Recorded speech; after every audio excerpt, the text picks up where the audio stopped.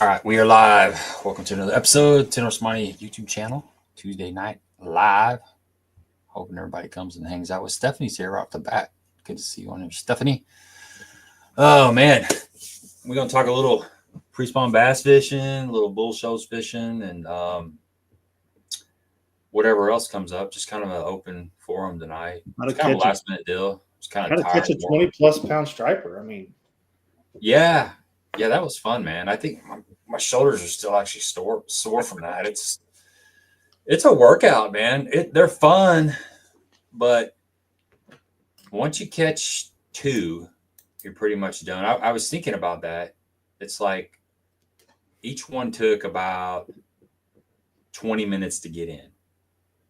So if you're bass fishing, black bass fishing, that's an hour. That's about an hour, and that's not really counting getting it unhooked, and then you usually got to retie because they might tear your line up, and you got to get a new bait because they generally just kind of thrash a bait. So it's a good solid hour of fishing time, but it's still fun. I mean, I wouldn't take it back. I'm glad to catch those suckers. It was a good time. You're catching them on a spinning rod. I was throwing that 7-foot, that Virtus, just a finesse rod. So it's not like it's not a heavy rod. It's a pretty limber. It's a minnow shaking rod, and you got braid, and I think I had actually 8-pound fluoro after I caught that biggest striper. I got to thinking about, I had to cut off some of it, and I only had about 6-foot leader left. And then I went to 10-pound fluoro because Dell likes he likes a 20 to 30-foot leader, because Bull Shoals is like 20 foot of visibility, 15 to 20 foot of visibility. Where around here, I typically tie on like a 7-foot leader, 7 to 8-foot leader. That's plenty. That's not that big a deal. And I was still catching them with with that shorter leader, but you kind of do whatever Dell says because he's got a little bit of experience down there. So he does know what he's doing, right? He doesn't know what he's doing. So I pulled that shorter leader off and tied on a longer leader. So that took a little bit of time, but it's fun, man. I mean, it's absolutely fun. I wouldn't trade it for the world. Sponsors. Let's do a little sponsor plug real quick. Bass Braid, 8-strand braid, good stuff. Very affordable price. They got 40, 50, and 60-pound braid. And we did use some braid down there. Most of the time we were throwing stuff on braid, lighter braid. Of course, they also have the sniping braid, which I've got here. And that's the flavor we were using, that 15-pound stuff. Works great. That no stretch is the deal. You got to have that no stretch on the spinner rod. It just making a long cast. You don't need stretching line, or you're not going to be able to get the hook into the fish. And especially it's 50 to 70 foot down. Yeah, exactly. It's one thing about Bull Shoals is you're typically, and that's kind of how it was. We were fishing. Most of the shad seemed to be in like 60 foot of water. So I would say most of them. I'd say 60 foot. We got in the areas that were 60 foot. The bottom of the lake was 60 foot. That seemed to be where most of the shad were. Now they might be up in 20 to 40. I would say most of the shad were like 40 to 60, somewhere in that depth range. But we kind of got a pattern of running back into those creeks, and we'd run back until we saw 60 foot. The mouth of the creek's 110, 120. So that's relatively shallow compared to what we've done the last couple of years down there. Yeah, and that's kind of, so they were like 60 to 80. You'd start seeing them around 80 foot, and then once you got to 60, they kind of dissipated. So that's what we were kind of looking for. I never thought that those words would come out of my mouth. 60 foot was relatively shallow. Well, here I'll tell you something funny. I had so a couple times I would make a long cast with my spinning rod, and I realized I only had about 120 feet of braid, because that's plenty around here, And there was a couple times where, like, that one of those striper, he almost had me spooled in my braid. And then if I made a really long cast and I was pulling line off to let it sink, 60 feet, my knot, my leader to fluoro connection on my main spool was out of a rod tip. So you're the baseline. Yeah, I had fluoro for my backing, and then braid onto that. I had about 120 feet of braid. But if I made like 100-foot cast and I pulled off another 30 feet, to let it sink. Yeah, my fluoro was through and I'm like, I didn't realize I never had a problem back home. Well, I mean, you think about the first trip that we made down there, we were catching them in like 80 to 90. Yeah. And that's more braid than, I mean, like you said, that's push right there is pushing the limit of your braid that you have on your spool. So Drew said his dad's buddy is down at Bull right now, catching them 50 to 70 feet in the main channel.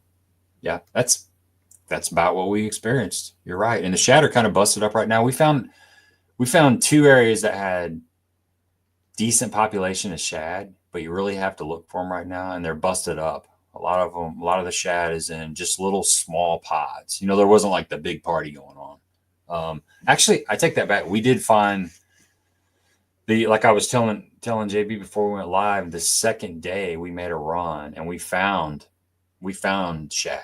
We found pretty good groups of shad, and it was about 100-yard stretch of shad back in this creek. And then something happened to Dale's trolling motor. It just kind of went dead. He'd had a battery was only a couple months old, a 36-volt lithium. And for some reason, I don't know I guess it didn't charge all the way the night before or something, but it went dead. So we found what we were looking for after hunting and hunting and hunting. And then his trolling motor went dead. So we really couldn't capitalize on it.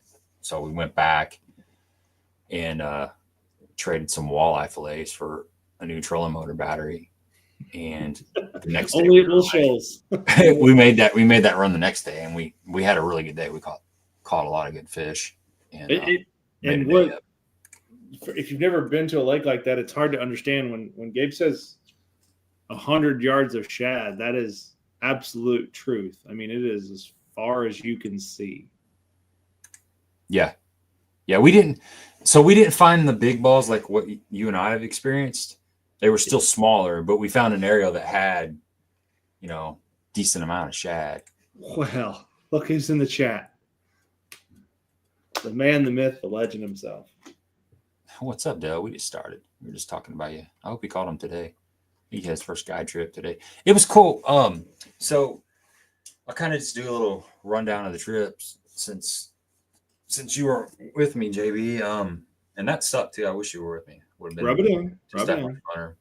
Hold on, we gotta before we go any farther, we gotta address the question that Drew Brown just asked. Any redfish? Apparently, our magic tree is no longer producing. I think Dale went and looked for it. He probably sunk a couple batteries there, so we didn't catch any there. I only caught one. No, Dale only caught one drum, so there was only one Arkansas redfish in the boat this trip. Wow. Which is a shock. Because I wasn't there. We saw them. We started calling them potato chips because they just kind of float. They don't really do much. They just kind of sit out there. It's like this. Until you drop a minnow on their head, and then they go nuts. Yeah. They weren't as aggressive. We missed out on that bite. But that's okay. I guess we put them on blast last year. Everybody wanted to go down there and catch the not so famous Arkansas red. What's up, Ray? Yeah, you got a beautiful lake down there. Take care of that one. Yeah, so I went down there. I actually left my house Friday morning at, what time did I leave? About 20 to 5. So I got a really early start. It's about a 4-hour. Well, I was driving down to Harrison, Arkansas, to the Virtus plant, to Mid-America Rod, because I had some rods that didn't make it up here, and I wanted to just go down there and get them and then just talk to the boys down there because I hadn't been down there since you and I went down there, which is several years ago. That was 2 years ago since we've been to the factory. Yeah. So I made my way down there and got to the rod plant about probably about 10 o'clock, and Russell was there. So I talked to Russell for a while. and then he had to go, and then ended up talking to Greg, and they're working on. So the Virtus line, we've talked about this before, but the Virtus line is incorporated into Phoenix because GSM bought Mid-American Rod, and that's that's who made the Virtus. So they incorporated Virtus into the Phoenix, and they're in the process of just redoing all that stuff. And they've come out with, I think they're going to have 30 rods in the Red Diamond series and 15 in the Blue Diamond series. So wow. a lot of new models. A lot of new 30 models. new or 30 total? 30 total. I'm sorry. Okay. Yeah, 30 total in the Red Diamond and 15 total in the Blue Diamond. But a lot of different actions, a lot of different sizes, a lot of different spinning stuff. Some new spinning rods are going to be out there. But I got to see some of the new rods and the new decals and stuff on them, and they look good, man. They did a good job, but it's a slow process to get everything switched over. And I chewed the fat with Greg there for quite a while. We talked a lot of like old tournament fishing, and talked a little Tony Christian. We talked a little bit of everything. It was pretty fun, but I needed to get on the lake. It's like an hour drive to Dell's house from Harrison, from the Mid-American Rod. So I finally met up with Dell at about, seems like it's probably 1 o'clock, and we made our way to the lake and got on the water probably like 2, I think. So we had a short day, and it was cold. Like all morning, it was nice. It was sunny, and it was just going to be like a beautiful day out on the lake. And by the time I got to Midway or to Bull Shoals, it got cloudy and windy and cold. And it was like 46 degrees and humid and a pretty decent wind, overcast. So it was really chilly. I was kind of like, my mind was set on that 55 degrees and sunny with light wind. And then by the time we got on the water, it was 46 cloudy and 15-mile-an-hour wind. So oof. I had to change. Yeah. And it was just, so we stayed close. We fished around there and pretty close. That was the day that I texted you, because it was nice here. Like it was sunny all day. It was beautiful. Yeah, I know. And next to you're like, it's misty, rainy, and cold. I was like, oh, what happened? Yeah, it was pretty. I mean, I put on all my layers, and it was just like fishing, winter fishing again. So I had to readjust my mind, and we caught a few fish, but we had to really hunt for them. And then, day 2, I kind of slept in a little bit. I was tired, so we didn't get out of the house till probably 8:30, and then we went to Connie's Cafe down the road and got all carved out. How was it? And then made our way to the lake about seems like about 10:30 or 11 o'clock, and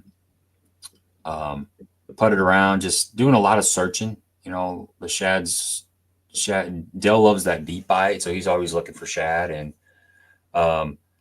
actually backing up on day 1, I can't remember if it was day 1. No, it was day 2, I think. I can't remember. One of the days we did some serious cranking. We just cranked a whole bunch. I put on the that Bill Lewis, the MR6, which is kind of like it's like a Rapala DT6, basically the same concept. And he was throwing the rock crawler. And we started cranking just like you and I did when we were down there. And I was catching them decent on that, that MR6, and he was catching them on that rock crawler. And then we started fishing some deeper banks. So we both tied on the rock crawler, and we caught some fish doing that, just covering windy, just wind blown, rocky main lake banks and stuff. You could he had the little sweet spots. You'd fish the sweet spots, and then you'd pick up the trolling motor and run to the next one. Just a little channel swing. Basically any bank that had water or wind blowing in on it was a high percentage area. And we just covered a bunch of water doing that. That was fun. What was the water temperature down there this week? 46 to 48. Yeah. We did see 49 the last day. Were you burning that crankbait, or were you just kind of crawling it? Yeah, burning it. Really? I was catching them. I was catching them kind of counting rocks, sort of. I'd get that bait down, and then when I hit something, I'd kind of let it float up. But Dell's moving it like it's a straight up reaction bite. He's just covered water, and then I kind of started doing that, and we were catching fish that way. So yeah, there is something to, even when the water's 46 degrees, burning that burning that bait by those fish. Don't give them a chance to think about it. They'll just grab it. It's fun. But then day 2, we got out on the water. Yeah, I'll tell them about that. It's funny. You needed your. I was going through those videos the other night from last year. I got them all saved on my hard drive, and I was reminiscing since I wasn't able to make it down there. Dell, you're just no net man like me, bud. Well, okay, so there's a way to get your fish up to the boat, and when you pull them in, you want to get them on top of the water, and you want to get their head up, skiing towards the boat. Okay, so I'm down there expecting that a professional guide like Dell knows that trick about getting their head up, so the guy that's got the net can just put the net down there, and you just kind of pull them into the net. Well, Dell's I think he's showing off for the camera. He's like, look how hard this fish is fighting, and I get down there, and he comes in, and he just pulls the fish straight into the net and knocks the crankbait off. And then he blames it on me, and I blame it on him because he didn't have the fish's head up like you're supposed to. So I don't know whose fault it was. Hey, well, at least you weren't. I mean, you've seen those guys that are like, with that net, they just start stabbing at everything. And it was a solid fish. It was a good solid fish. We got a good look at it, but I think it was pretty much his fault. So, but we learned, after that, he started keeping the head of the fish up a little bit. But we're all teachers. You're so positive in that aspect. I mean, yeah. Well, lucky he didn't find you a little sandbar out there and throw your butt out on a sandbar and leave you high and dry. He almost cut my line a couple times, I think, after that. But we worked it out. I mean, I taught him a couple things, and he taught me a couple things. I got you. Yeah, no, Bull Shoals is it's in Arkansas, and it's on the White River. So you got the Table Rock, you got Beaver, Bull Shoals, and Norfolk, I guess. It's all the White River chain. And it's about 55,000 acres. It's beautiful stuff. And if you ever get a chance to get down there, it's about, from Cape, it's about 4.5 hours. So it'd be a little bit further for you, but it's not developed. You can see a lot more houses now. It seems like there's more houses over the last couple of years than I remember seeing, but they're still way up in the hills. They're not on the lake. There's just a few docks scattered along the lake. So it really feels like if you see a dock, you don't see a house either. No, it's really so strange. Away. Yeah, I guess they get on side by sides and run down to the dock I think the lake fluctuates so much too, right? Like if the lake is up, that dock is obviously another 30, 40, 50, 60, 100 yards up the bank. Yeah, but even then the houses are still really far away. Right. You wouldn't want to walk down to the dock and forget something at the house and have to walk back. Bull's kind of like of the White River chain. I'm pretty sure it's kind of like the redheaded stepchild, right?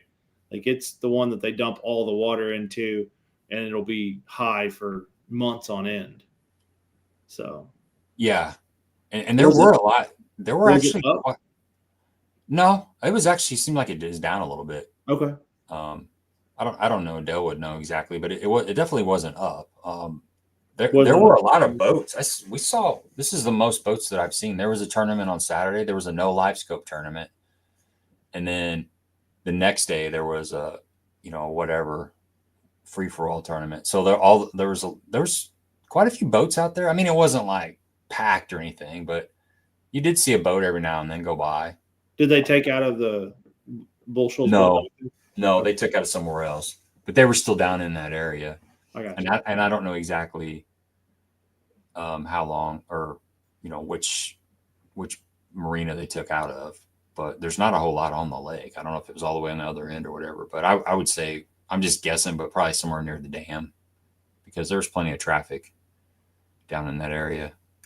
Michael, stripers, I don't know, I don't know when they started stocking them, but there's a lot of them, and they stock them. They consistently stock them every year. I know a lot of folks don't like them because there's getting to be more and more, and they're sharks. They're freshwater sharks. They eat a lot of shad. They're sporty. They're fun, but they do they do kind of push fish around. I mean, I know locally, like at Cedar, there is a ton of stripers. I don't like them there. No, I don't like them either. It's changed things. They push fish around and they're kind of bullies, but they definitely take over. They take over spots that largemouth habitat. That was their habitat that they were religiously on. So yeah. And so day two we got we bounced around and we catch a fish here and there, but we're like Dell was saying, we still had to work for them, and we made that long run. It wasn't that long, but we made a little run to an area that we wanted to kind of check, and we did a lot of just checking, just kind of checking stuff out. And we made that run, and we found a creek that had a decent population of shad. So we were feeling really good about that. And then we had the trolling motor issues, so we had to come back. We didn't really get a chance to fish them, but we knew what we were going to do the next day. So once we got the trolling motor battery taken care of, we got up Sunday and got a fairly early start. It's still cold. It was still cold in the morning. It was like 40, so we weren't really like die hard getting out there in 40-degree weather, but we let it warm up a little bit. Went to Connie's again, ate breakfast, and I think we got on the water about maybe like 9:30. So we made that run right off the bat, and we caught them pretty good. And it was a completely different day. The sun came out, the wind laid down. I mean, there was maybe 2 to 5 mile an hour winds. It was actually kind of slick. When we got to the boat ramp in the morning, just looking at the lake, it was slick. I mean, it was slick as a baby's butt. It's just nothing. So that was good. But that water warmed up. You had sunshine, and it felt really, really nice, especially at about noon. And we caught them pretty good. We caught those stripers. We caught several spots and smallmouth, largemouth. We had the slam. It was a blast. It was really fun. It was hard to leave. It was really hard to leave, especially with Monday's weather being almost 70. Yeah, I think it was 71 down there on Monday. Like shorts and flip flops. I text Uncle Ron on Monday, and I said, "Is it cut off shorts and flip flop season yet?" Yeah, Stephanie. Russell said he's trying to get the new rods out by March, but I don't know. Things have just really, really slowed down. They're supposed to be getting some in at Baitworks, and they're nice. So we'll see. Things take a long time in the fishing industry. It's just really slow. You got to have the inventory too, right? I mean, they're still American made rods. They're still American made. And they're still being made right there in Harrison. Yep, they're doing it all right there. It's definitely man. We got to watch that process happen. I'm sure you get to see it again when you were down there this past trip. But I mean, it's literally they're making them, not necessarily one at a time, but one at a time when they come out. So yeah, the striper Dell. So Dell put all those in his live well, Stephanie, which is crazy. So the first one I caught, he went and weighed them, and he cleaned them after I was already on the road. And the smallest one I caught was like an 18. Then I had a 22, and then the one he had was 34. And then we had a 6-pound walleye, and we had the 22 and the 18 in the live well, and he caught that 34. And I was like, there's no way that's going to fit in the live well. And he just folded that sucker up like a book and stuffed it in there. And sometime during the day, a walleye went in there too. I can't remember what order it was, but he had like 20-something pounds of fillet. So yeah. Good eating. Yeah, good eating. But it was fun. It was a blast. And he tried to, Dell's good about hooking a big fish and then trying to hand you the rod. And when he hooked that big striper, we knew what it was. We couldn't help not hooking it. And finally, after that one, we were pulling it away from striper. If we saw striper, we weren't even casting at him. Because we didn't want to, we didn't want 20 minutes of our day. That's got to be worse than catching bull reds, right? Yeah. I They mean, take a while. So that striper, that one that Dale caught, you could see it on the bottom in 70 foot of water. And it was just, it's so big, it's doing this. You can actually see the action. And it's just head down. You couldn't get its head turned. It was just staying like this. And you'd finally get it, you'd pull it up. You wouldn't turn it. You would just pull it up and it's still, and then as soon as it got up in about 30 foot of water, you go right back to the bottom. Or go out and just stay right there like this. And you just couldn't do it. You had to follow it around, get above it, and try to keep it out of the trolling motor. They kind of want to try to get you in the trolling motor somehow. But it was funny just watching that fish just doing this on the bottom in 70 foot of water. Finally wore it out, but I didn't know if we were going to get in the net or not, because it was. No, what's your big one? I know you're still on here. What's your big one? It was close to 5 foot long. It was good 4 foot long for sure. There's no doubt about it. But you get it up to the boat, and you're like, I mean, you just got to get as much of it as you can in the net, and then grab the net and lift it in. But yeah, you're not hauling that thing in like you'd scoop up a largemouth or a spot. There you go. Ray says stripers were stocked in Bull Shoals in the late 90s.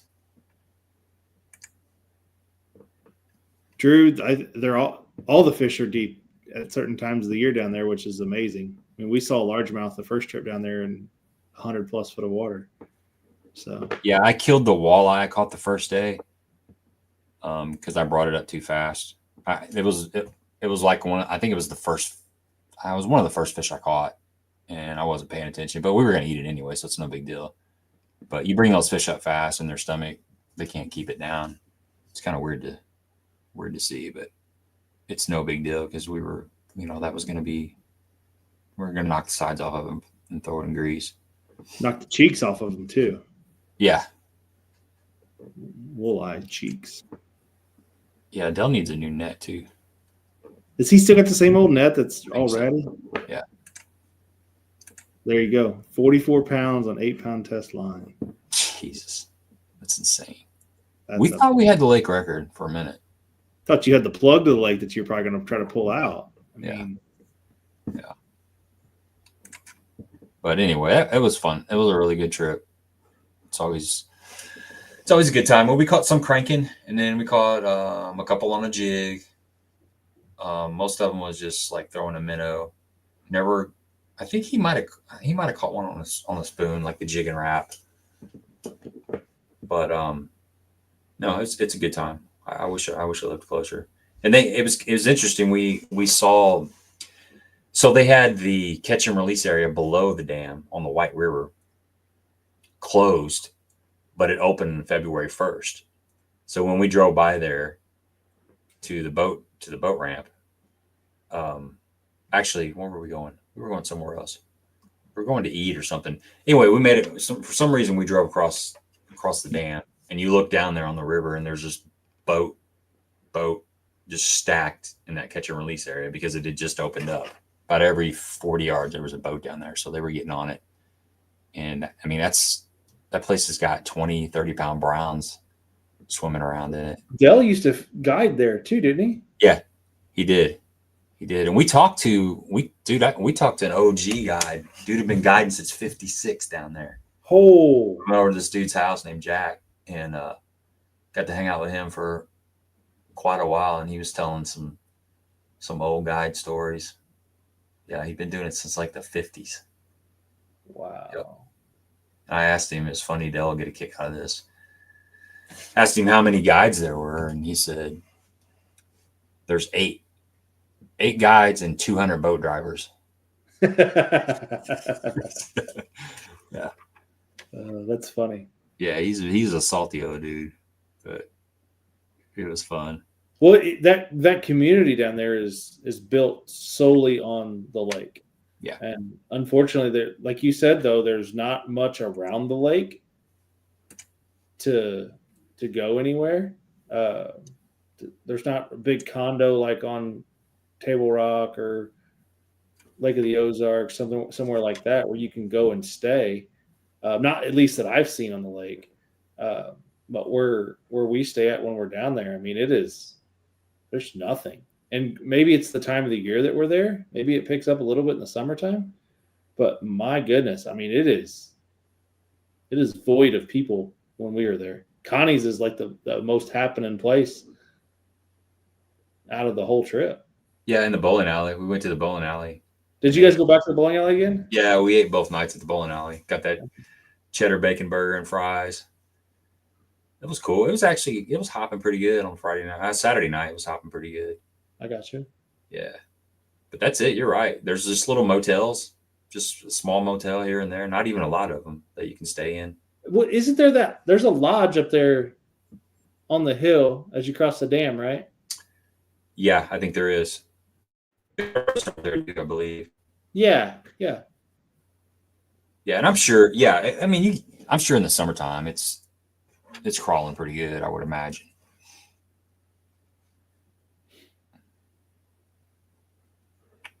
But it was fun. Hey, I got this to look at. What you got? Pull this up.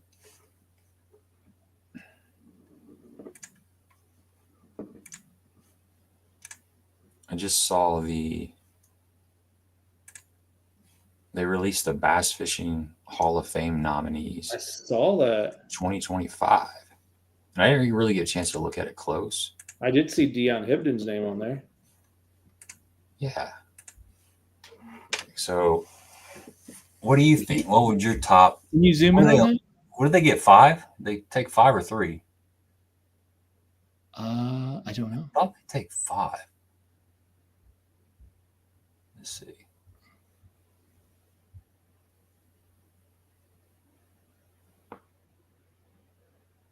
Can't remember.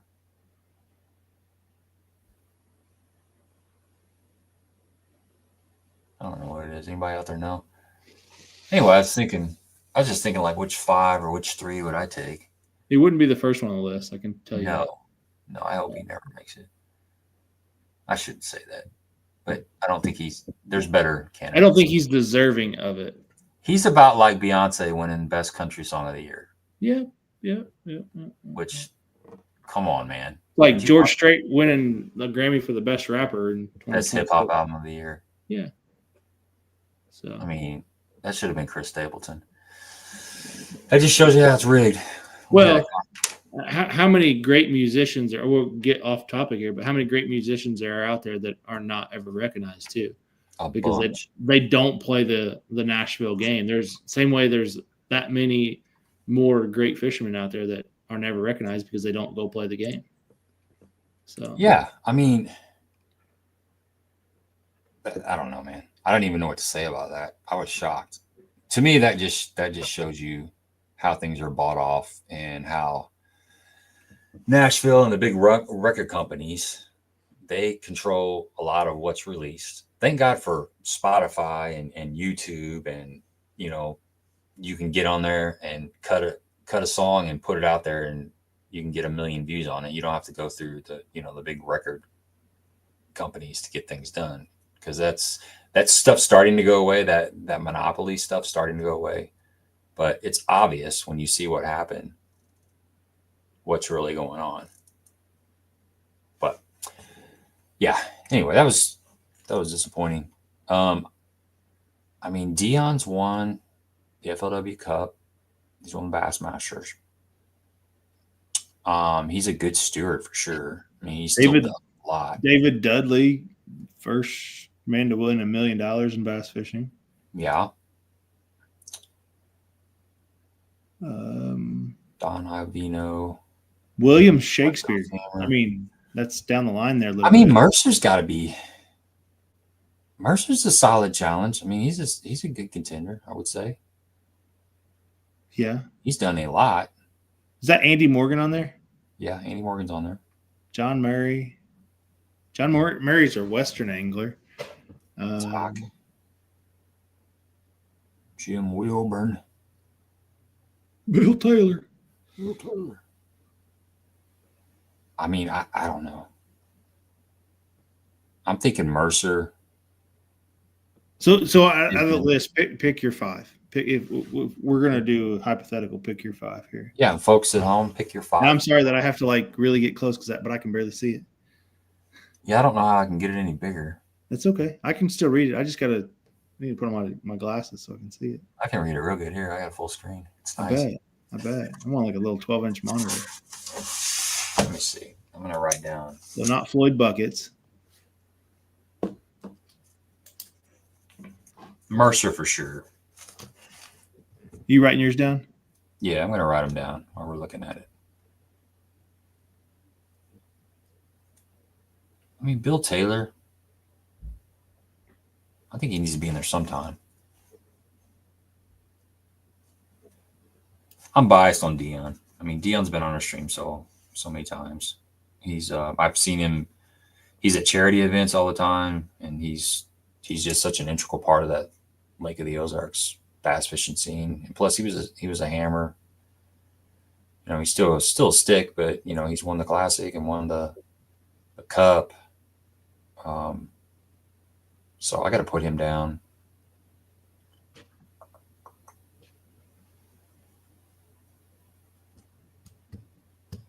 I'm gonna go with Bill Taylor too.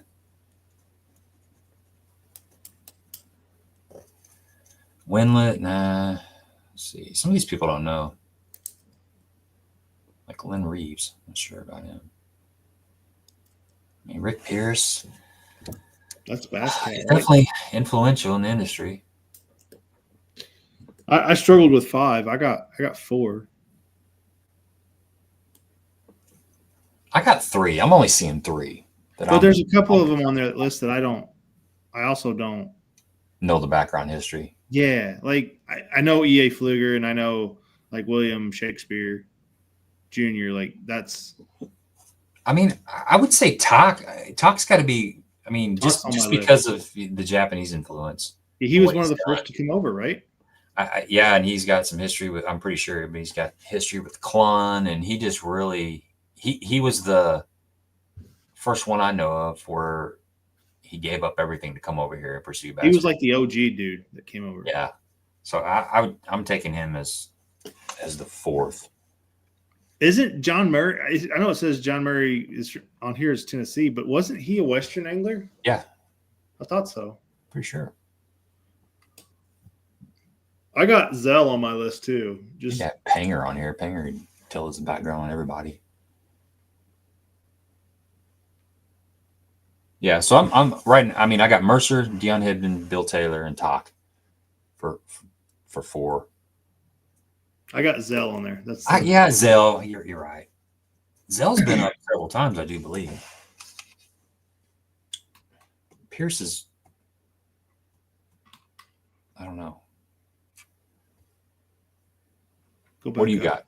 Go back up.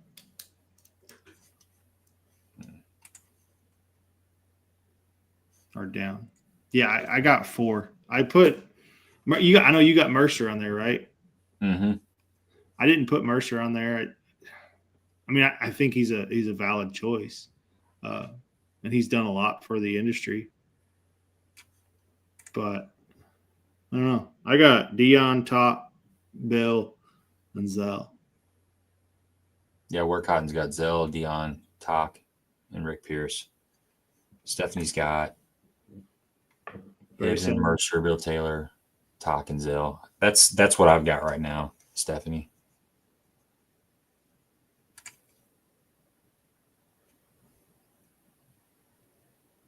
Yeah, we'll see. Oh. When's the ballots due? I know Matt's on that board. Tanger's on that board. I don't know.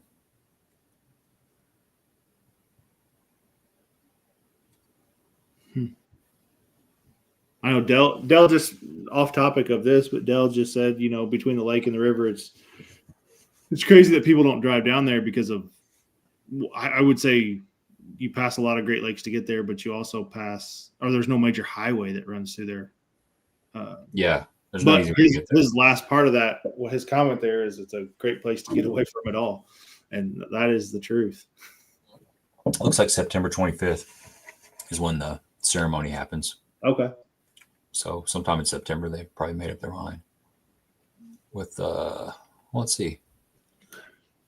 Voting is concluding on February 13th. The class of 2025 will be revealed in March. Okay. So soon. Not too far away. Yeah, we'll see. It'll be interesting to see if we're right or how far off we are. Let's talk about, let me pull this off here. I want to pull up one more thing. And I'll just kind of share some of the baits that we were using down there at Bull Shows, so the folks at home can see. Shaking a minute. Let's see. So this is always the good one. The tater shad? Yeah, I mean, this one right here is hard to beat. This is actually my favorite color. Yeah, you guys can see that. This is the Glimmer Shad. So it's a gizzard shad. It's got that kind of that green on the back, and then it's got that pearl white on the belly, and it's got some, you know, just a little bit of glitter here and there. That's one of my favorites. The Copper Rose is a good one. I mean, that's you got to have that color. I haven't thrown the Purple Monkey, but then the Silver Flash and the White Trash. No, Silver Flash is just it's got that silver fleck in there. But that's it. That right there, if you're going down there and you're going to be fishing out deep, that's hard to beat. And they've got a new bait. Were you using their head? Yeah. I love that head. That sickle hook? Yeah, this one right here, the big eye jig. And that's the color I like, that pearl pepper. He's got it in white, but, you know, the last couple of years I've gotten away from white. I think white can scare the fish. I think it's too much. I think that's more natural. It's kind of that gray. And I'd even argue that lead, just straight up lead, might be even better color. But this pearl pepper is a good color down there, and it's a good color around here. I mean, there's times when the white works, and I'm sure it's probably just a confidence thing. But I think that that pearl pepper is better. But they got a bunch of different sizes. 3/16 is like around here. That's kind of my go-to size. But I think we were probably throwing some half, 3/8 or half, something like that. But it's got that sickle hook. And Dale and I were talking about that sickle hook and how there's something special about it versus a round bend. If you can just get that barb in them, you just don't lose a lot of fish with that style hook. And that's a 2/0 hook, but it's a medium, you know, it's a medium wire hook, I would say. You can really drive it home at that depth and that distance. It's one of my, even around here, it's one of my favorite jig heads. I use it for little swim baits. If you're throwing like a Big Bite Baits Pro Swimmer, just like a 2.8 or 3.3 Kitech or, you know, something like that, it pairs up perfect with anything around 3-inch swim bait. It's really good. But that was the setup. And then Dell's got a new bait that he just kind of was involved in called the DC Shad. And I guess they don't have them on here yet. But it's pretty cool. They're supposed to be, I was actually texting Tater today, and he's going to be getting some in Baitworks. But it's a cool bait. It's a cool bait. That's what Dell caught that big striper on. And he was catching plenty of fish on it. It's unique. It's got a pretty cool tail action. And we did a little video on it. So it's going to take me probably a couple weeks to get the videos up and running. But you'll see that sucker in action. The other cool thing about that company is that you can text the owner, and yeah, it's just small. It's kind of like Hawgz. It's like Hawgz Custom Bait. It's it's just one dude doing it for the most part, and you know, he's getting it rolling. And then we caught. Let me see. I'll show you what else we caught fish on.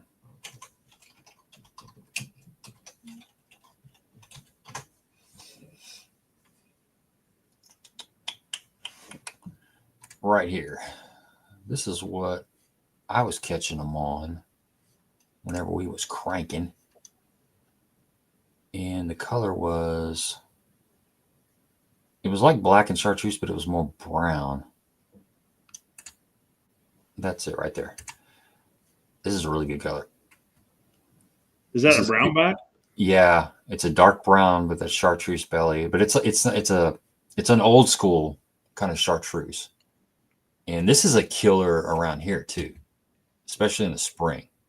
I kind of found this color in a DT6 years ago, and I had some really good days on Egypt throwing it. So this was a really good color to have. And the water we got back in a creek, and there was some pretty good stain. I mean, if you got all the way back in the creek, there was like 6 inches of visibility. But we were kind of targeting that. I don't know, it seemed like about 7 foot of visibility. That was a really good color. And they got some pretty good colors in that crankbait. I started throwing them last year. That's a similar size to those DT6s, correct? It's similar. It's a little bit. It looks like it might be just a little bit taller. It's a little bit taller. It's got a little bit different action, but it gets down about 7 foot on a. It's got to be more durable, though, right? Yeah. Yeah, on 12-pound. 12-pound test is what I was throwing it on. It was getting down there about 7. And then the other bait we were throwing was the old rock crawler. And man, really, most of these work. I'm trying to find the exact color that we were throwing. That might have been it. It was crawl, but it had some yellow, some orange in it. But it doesn't matter all that much. I mean, if you got that dirtier water, then something bold like that, as you get to the clear water, then something clear gill, molten crawl. Those are all really good colors. He threw the stone cold a little bit. I think he got one on the stone cold. That was really popular a couple of years ago. You couldn't even find that color. Everybody. Mm-hmm. I think it was on Table Rock. Somebody found that, started catching them on Table Rock, and the word got out. And it seemed like a couple of years where you couldn't hardly find that color. So it's amazing how one color will dominate. I remember that was Demon there for a long, long time. Yeah, on the DT6, the Demon. Yeah. But you start getting into some of these clear colors when that water's really clear on Bull Shoals, like this Phantom Watermelon, something like that. It's kind of transparent. You got to have some wind, but you can still catch. If you got some wind, cloud cover, you can still catch fish in 15 foot of visibility on a rock crawler. But it just got to be somewhat clear. I mean, you can probably still catch them on the, the more hard stuff. But that's just kind of what I've learned fishing with Dell is. You got clear water, you got to throw something that's a little bit more translucent, just like jerkbait, same concept. Mm-hmm. But mainly crawl colors. And then, let's see what else I caught some on.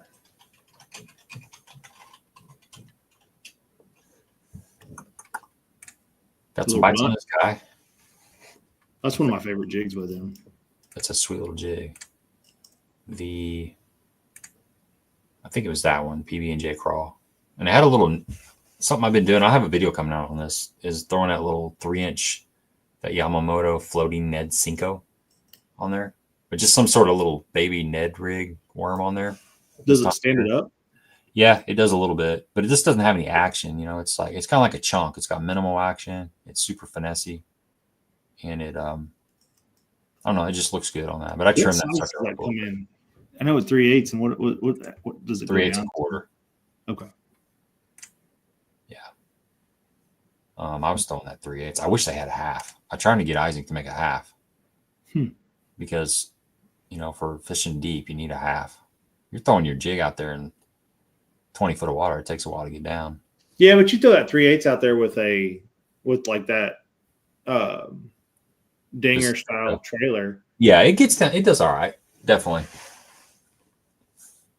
But if you put a little speed crawl or something on there, and it takes a little bit to get down. And if you got some wind, but I was fishing on 10-pound test. I kind of went down the 10-pound test on my finesse jigs. get a little risque. But that's it. That was basically the baits. I think that's all the baits that we caught fish on the whole time down there.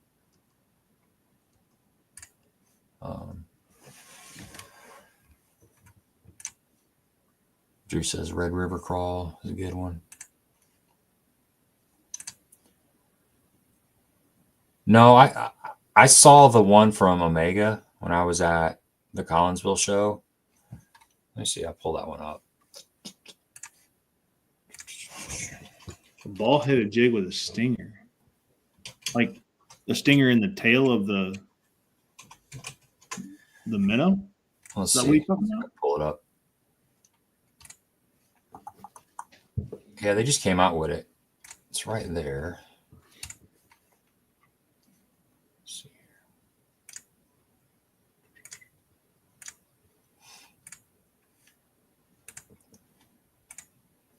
That one right there. Oh, it's their hookup head. Trey had some of those when I went to the high school fishing convention. He showed them. They just got them poured and ready for the Collinsville boat show, and they sold them at the Collinsville boat show. Yeah, so you rig it up obviously normal, and then you pop this little stinger hook in there. I don't know. I've never used it. I mean, I've never used that deal. I mean, there are times when they do nip that bait for sure. They'll come up and just kind of nip that tail, and this thing's sticking back there a little bit further. And, you're fishing in open water for the most part. And sometimes you're throwing around brush, but I don't know. I don't think it's going to affect the action of the bait much. But there's a couple companies that have come out with that setup. I hadn't seen that one yet, so I haven't. Have you had a need where you need that? I mean, I don't know. Yeah, I mean, there's been a lot of times where they do come up and just nip it. And they don't take it. So maybe that little stinger would grab them. You almost want that like a little. If that's the case, you almost want a little bit longer, don't you? That's kind of what I was thinking too. It doesn't sit back that far. But I don't know. What size hook is that? Does it say? No, doesn't say. Now that doesn't have any that's not a feather or a blade or anything on that. It's just a treble hook, correct? Yeah, I think that's just a reflection. It makes it look like there's a feather on there. Okay. But the ones I saw didn't have a feather on it. But it's a cool design. Yeah, I mean it's different. That's what the forward-facing sonar stuff is just going to create more and more. And it's tungsten. Niche market products. Oh, it's tungsten? Yeah. So this right here says a 3/16. It has a 3/0 hook. The round bend's a 3/0. I don't know what the treble hook is. I'd imagine that's probably like a size 8. I was meaning the actual hook. It's a 3/0. 3/0 hook. Okay. Yeah. I didn't care about the treble hook. Yeah, tungsten. So that's a big jig head. Well, it's a quarter. They have 3/16, a quarter, or 3/8. Those are heavy heads. Yeah, I fish 3/16 a lot. That's my main go-to. And it's tungsten, so it's going to be smaller. So it'll fall even faster. But it's $7 for one. So you don't want to be losing them. Is that a single pack? I'm guessing. Probably not good. I mean, the auto Trieve will get that thing off, but if you didn't have a plug knocker, I would definitely want to be. I'd be careful throwing it around. Curtis says those are clear hook protectors on there. Whatever that's worth. Okay.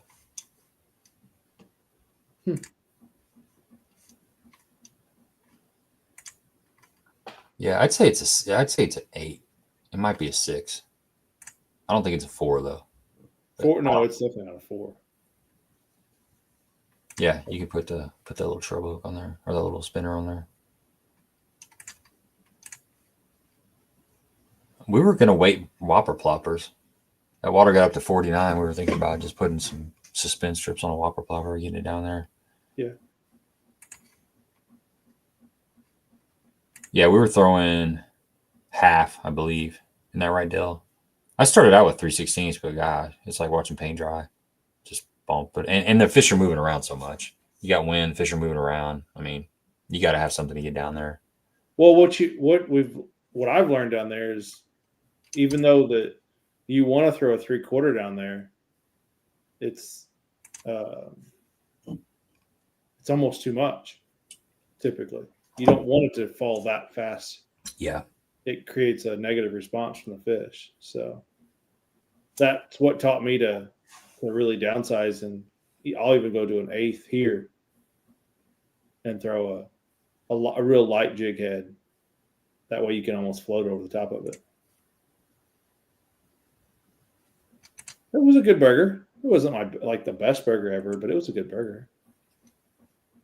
it was actually, yeah, they had some pretty good.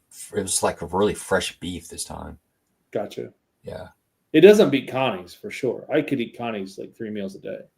Yeah, Connie's was good. Dell had some really good sausage in the boat that somebody left him too. Really?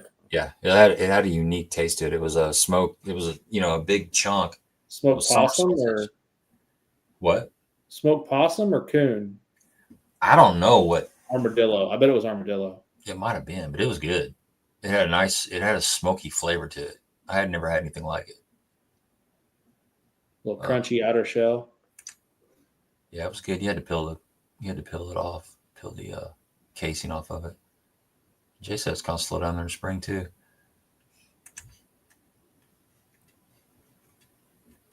So we got a squirrel. There you go. Takes a lot of squirrels to make a big chunk of sausage, though. Yeah. Yep, that's right. That is the cool thing about being able to see what's going on down there. Oh, Del said 3/8 ounce. Okay. Yeah, you get to see how fast everything's falling and how fast everything dives. You know, you got a crankbait that's supposed to get down to 6 feet. Does it really get down to 6 feet? I don't know. Well, now you know. How far is your jerkbait diving? How fast is your bait sinking? You throw a jig, 3/8 ounce jig with a rage crawl on it, and then you throw the same jig with a chunk on it and the same jig with a net on it. It's got all different fall rates. Well, and that fall rate, I know you play with it a lot, but that fall rate matters a ton when you're flipping cover too. If you're flipping less than 6 foot of water, and fall rate, whether you put a 1/2 ounce or a 1/4 ounce. That is one of the keys to jig fishing that's overlooked. Profile, obviously, but fall rate can be super, super critical. Mm-hmm. It just can. I mean, a lot of times those fish, I always used to think that the fish are on the bottom. When you're flipping a laydown, they're on the bottom sitting underneath the laydown in ambush, but half the time they're suspended up in the treetops. And that's where your fall rate comes into play. I mean, if they're on the bottom, just get it to the bottom as fast as possible. I don't think it matters all that much. I mean, there may be times when they swim up just a little bit to grab it if it's falling a certain rate, but a lot of times that fall rate's got to do with where those fish are out in the water column, in my opinion. I tell you one thing that it taught me is, you're throwing like a trap or a square bill in shallow water, and you can see with your front-facing sonar, you can see laydowns and submerged stuff out there, and you'll roll that trap or that crankbait by it, and there's nothing there, and all of a sudden it comes from this way, and the log's laying here, and it comes from here. They're not sitting tight to that log; they're sitting 4 or 5 feet off of that log and come over to eat it. And they use that log as a barrier to pin that bait up to, not as a ambush point a lot of times. Yeah, that was Curtis. That was like a tedious day. I tested a bunch of jerk baits on how far they dove down on the front looker, and that was fun. I actually did that. I did 2 of those, I believe. Did you use your active captain on that one, or did you just video off the screen? I can't remember. I don't remember. I had problems with my active captain. I could record it on my phone, but I had problems when I uploaded onto my computer. it didn't want to download it. It didn't want to throw it over to my editing I got you. software. I don't know why. Because I got some really cool muskie video from Kincaid where I was just fishing crappie, and there's a big muskie comes swimming through the crappie. It's really cool. I got it on Active Captain. It's a nice clear picture, but I couldn't figure out how to get it off my computer, and I need to go revisit it too. Because I was watching a video from Easton Fothergill the other day, and they had done some really cool editing stuff where the whole screen was, him standing there, and then it had the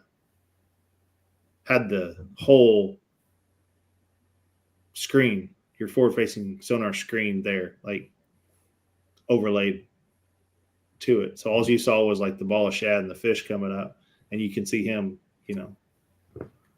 I'll have to send you that video. It's pretty cool. I don't know if you know what I'm talking about. Yeah. Send it to me. Yeah, that's right, Drew. That was funny.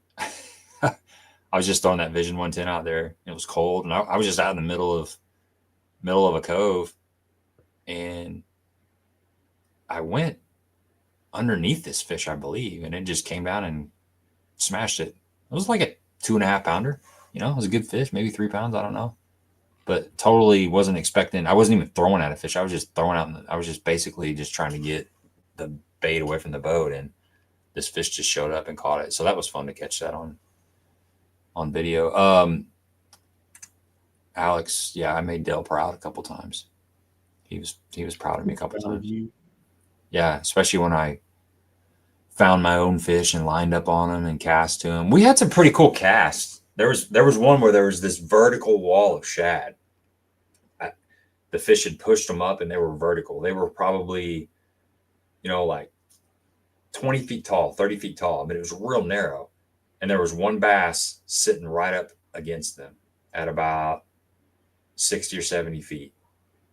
And I made this cast, and the bait just slid right down the outside of the shad, right onto the bass, and I caught him off the side of that shad. It was pretty badass. I was like, whoa. Yeah, Dell was proud of me when I did that. Stephanie's got a question about cold water and jerk baits, about the fall rate. Yeah. Somebody else asked if we fished brush piles, and we did. I think it was Drew. We did a couple times, but we didn't get anything out of them. It was mainly just suspended stuff or cranking. We saw crappie. We saw a lot of crappie. Crappie were being stingy. Do baits fall slower in cold water, John, or do you want them to fall slower, or both?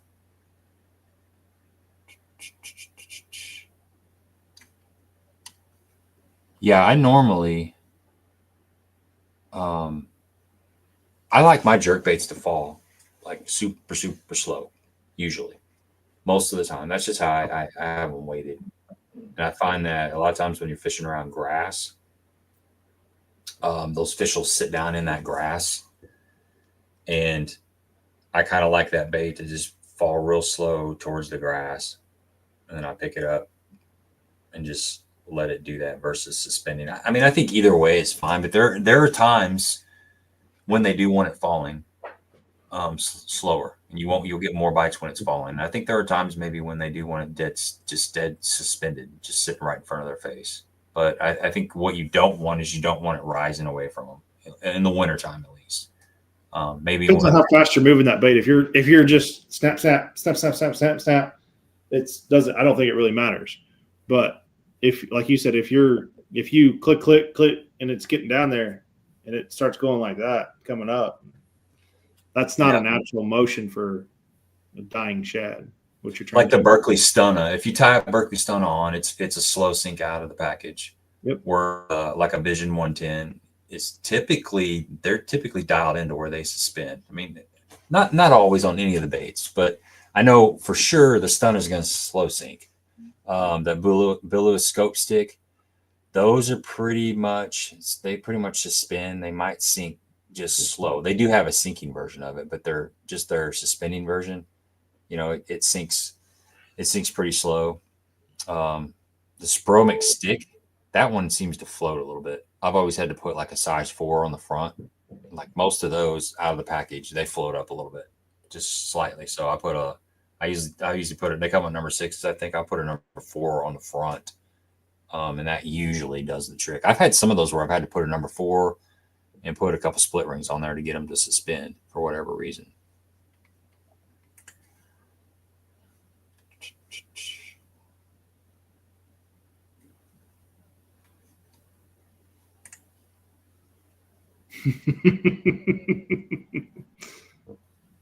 I'm proud of you, Stephanie. Shocked in all that face that you just left there. Man, there's nothing wrong with that. What was cool about when we had Chris Johnson on here a couple weeks ago, he's definitely old school, but he understands both sides of it. He was open to it.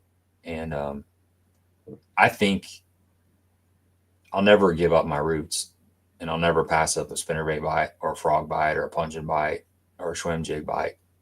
But it's also fun to get out there and practice your casting and stuff. And for me, it's both ways are very, very challenging. And it's fun to catch them when you're looking at them too, because it's very rewarding as well. So, I am going to do a couple more videos. I keep saying that, but I do want to kind of share. There's some little tips that I've learned that not everybody's talking about. And I'm not obviously I'm not Drew Gill or Jake Lawrence or any of those guys, but I have been using enough to pick up a few things that I wasn't doing like a year ago that I've been doing lately. And it seems like it helps a little bit. And I know something I am going to be doing this year as a co-angler is throwing a minnow blind out of the back of the boat a lot more. I think I'm gonna start doing that, especially in practice. I mean, I'm pretty confident throwing a really just a little small swim bait around, fishing blind out of the back of the boat. But I think there's a place for just shaking a minnow out of the back of the boat without looking at them. It's such a powerful bait. I don't see why you couldn't catch them without looking at them. Obviously, it's better if you can throw onto the fish, but I still think you're going to catch them without it. Well, it's just that I don't see any difference of doing that or throwing like a hair jig back, 5-10 years ago, right?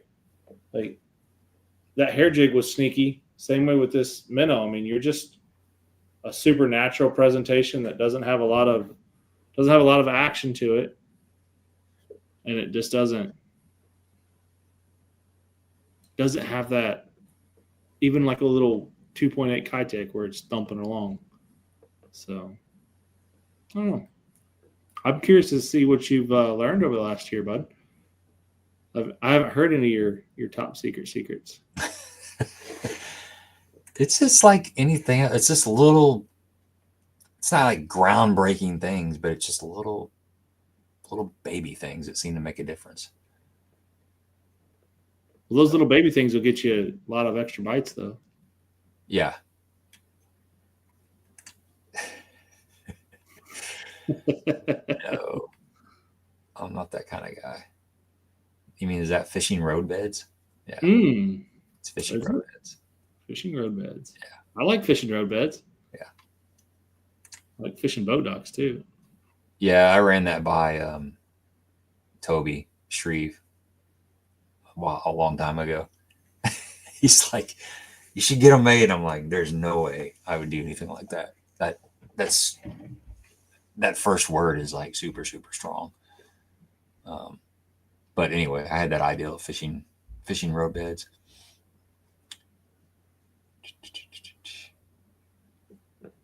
Yeah, you can just put a couple. If you got a slow riser, Stephanie, what I do is I put a couple split rings on that front hook hanger, and then maybe one on the middle one. If you don't have suspend strips or lead wire, and usually that's enough to like balance them out. And that changes too, like depending on water temperature. Mm-hmm. There's no that's why the split rings are such a great tactic on that, because you can take those on and off pretty quick, because water could warm up and it's going to completely act different. So we got one sold. I know, man. I could sell a ton of those, but I'm not going to do that. Well, somebody else will do it, I'm sure. James Watson. All it's going to take is James Watson to have a run-in with Mr. Block It out on the lake, and then he'll make another $50,000 on the fishing roadbeds hat. Mm-hmm. What do you think, Mike? Would you buy a fishing roadbeds hat? Is it giving money to Block It? Is that what we're doing? Yeah, it's basically the fishing boat docks, but you're replacing one guy with the other guy. I don't even try to give him a time of day, really. I know people that personally troll him and hate on him. It's like you're just feeding right into it. You're just stroking the algorithm, right? Yep. Yeah. Yep. That's what they want. That's what they want. I Well, don't know who they are, but it doesn't matter. And Gabe Price sees this too. I mean, probably not as much as some other ones, but any publicity is good publicity. It doesn't matter if it's good or bad. Like, yeah, Madonna coined that phrase like 35 years ago, right? Exactly. Yeah. And it's even more and more to the truth today, because it doesn't read like if they're trash talking you or not. It just reads that they're interacting with you. So yeah, a thumbs up is the same as a thumbs down to the algorithm. It's interaction. Right. He's got both seen the Social Network, right? Or whatever not the Social Network, the one about how it all works, how it's all trying to feed you to pit people against each other. Oh yeah. Forget what the name of that was. What was that? Wasn't the Social Network? That's the thing about Zuckerberg, but that's Facebook. Yeah, that's the thing about Zuck. Well, anyway, they were talking about how right. All the guys that engineered that said they would never let their kids have phones until they were like 17. You know, it's just like, it's horrible, you know. And I remember halfway through it, I looked at my wife. I was like, I want to go put my phone in the blender right now. It's like, yeah, listen, you know, it's crazy that me and you have talked about this traveling before, Gabe. Would you have ever thought that you would spend $1,000 to put something in your pocket that you paid $150 a month to have spy on you? Basically, no. It's crazy, man. No, it's crazy. I can't even. I had something. You should bring back the flip phone, man. Just like, you know, bag phone, right? That's right. Yeah, I can't you remember. Beat somebody to death with it if you had to. Something like that happened to me just a couple of weeks ago, where the phone was in my pocket and I was talking to somebody, and this has happened to everybody. It's happened to me multiple times, but I was talking about something. I don't even remember what, like cheese sticks or something, you know, cheese curds or something. And next thing you know, I had something. It's one of them deals where it was obvious. You know, it's not something I talk about hardly ever. I mean, I don't think I've ever talked about it. And I just end up having like a small conversation with somebody. I can't even remember where it was, but it was a super random topic for me personally.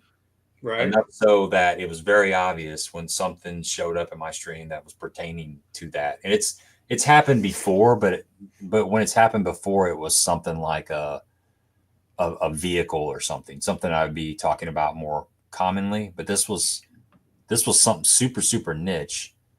And yeah, that sucker's. See, that's why I like birthdays, Christmas, any of the gift giving holidays. You know, I wait till my wife goes to sleep, and it's like megabass.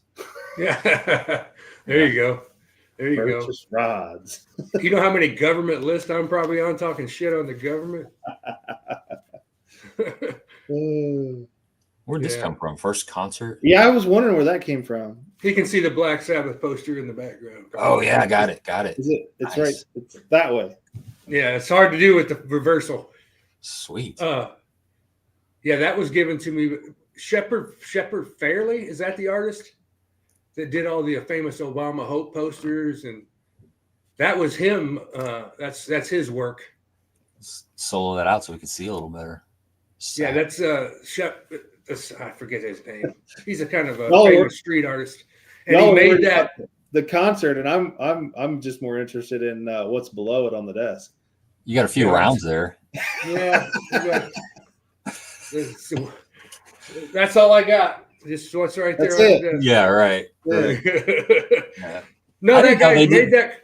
He made that poster, and he was living on the streets in San Diego. Is the story for the tour that was going to happen. This was before he got famous. My buddy lives in San Diego, and he knows I'm a huge Sabbath fan, so he bought one. It's a print, but it's signed and numbered, and yeah, it's probably My favorite saying is, I don't always listen to Black Sabbath, but when I do, so do my neighbors. I love it. I love that meme. Yeah, that's the greatest. I didn't even know Walmart didn't sell 9mm shells. Really? Yeah. I went in there. It was about a month ago. I went in there to buy some. And they didn't have any. They don't have any at Walmart? They don't sell any center fire ammo anymore, I don't think. You can get 22 and shotgun shells, I think, and that's it. I got rifle ammo and tape. They do not sell 9mm because I went there. It was about a month ago. I went up there. I saw 350 Legend there, so I know 350 Legend and 06. So, wow. I don't know. I don't buy my ammo at Walmart, so I wouldn't know. But yeah, I was just in there. I generally buy in bulk when I buy. I tell you what, where I buy my ammo at is whoever has the cheapest ammo. A lot of times for me, it's Farm and Home or Palmetto State Armory when they run a special and free shipping. They usually have some good ones there. Yeah, I'm ready for this stuff to be over in Ukraine, so my 7.62 by 39 can go back to normal prices. It costs more than a 223 now. John's got the right idea there. Really good prices too. If you have a Rural King. Yes, Rural King and Farm and Home has some decent prices. I'll stop by there. Rural King. Yeah, I haven't been there. Well, Rural King, the local one here, guilty pleasure is they have free popcorn as you walk in the door. And I like popcorn, so I do too, dude. Buckeyes has that too, right? What's that? Yeah, I think Buckeyes does too. If we're bored on like a Friday night and we want to go shop somewhere, just walk around, like Rural King's the place because it's kind of like when Academy first came to town, you never know what's going to be on sale. Yeah. And you walk in the door and they got some crazy random sale going on. And now I get to eat a bag of popcorn and walk around a sporting goods store. Looking for a deal. Exactly right. I'm always looking. Because Academy, I think they did away with selling guns and ammo altogether, didn't they? No? I still buy stuff from there. Which one? One of the big box stores did. Maybe. Was it Dick's? Might have been Dick's. Yeah. We don't have anything like that down here. You city boys, you got all the fancy stores there. This city boy doesn't go to any of those stores. I go to Bluff City Outdoors and to get tackle and ammo at Farm and Home or Rural King, but I don't have one close to me here. Got to go out to St. Charles. That's you guys remember? Did you guys have Grandpa Pigeons down your way back in the day? Man, that was a store. No, I never did. Never heard of that one. That's where we bought all our fishing tackle in the 80s when we were kids. And I remember when the Wigglewort, the pre-Rapala, when they were closing out the store, they had just bins of those for $1. Did you buy any? I bought like 3. That's all I could afford at the time. I was like in high school, but on hindsight, I could have retired if I'd have just asked my dad for a loan. Yeah. I told that story a couple weeks ago on here. I had a buddy of mine going through his dad's stuff after he passed away, and he said, "Hey, I got a bunch of bass stuff over here." He's just a crappie fisherman. He's like, "You want to come take a look at it?" He said, "You can have all of it. I don't need any of it." I said, "Okay." And I opened up one box and I just shut it real quick. And he's like, "All right, which one are you going to retire off of?" And I was like, "Well, you got about 12 of them in there." And he's like, "Well, which ones?" I said, "The original Wiggleworts that are still in the box that have Walmart stickers for like $2 on them." Yeah. And I mean, it was all of the colors that you could ever want. And I said, "You know what, bud? Put these back on the shelf." I said, "Just save them for a rainy day." So you might. I don't know, man. I'd strike while the iron's hot because that stuff fluctuates. I remember I had a guy offer me a whole bunch of money for Bass Trick swim baits back when they were the original. Did you take it? No, and I still got a box of them, and nobody gives a crap about them anymore.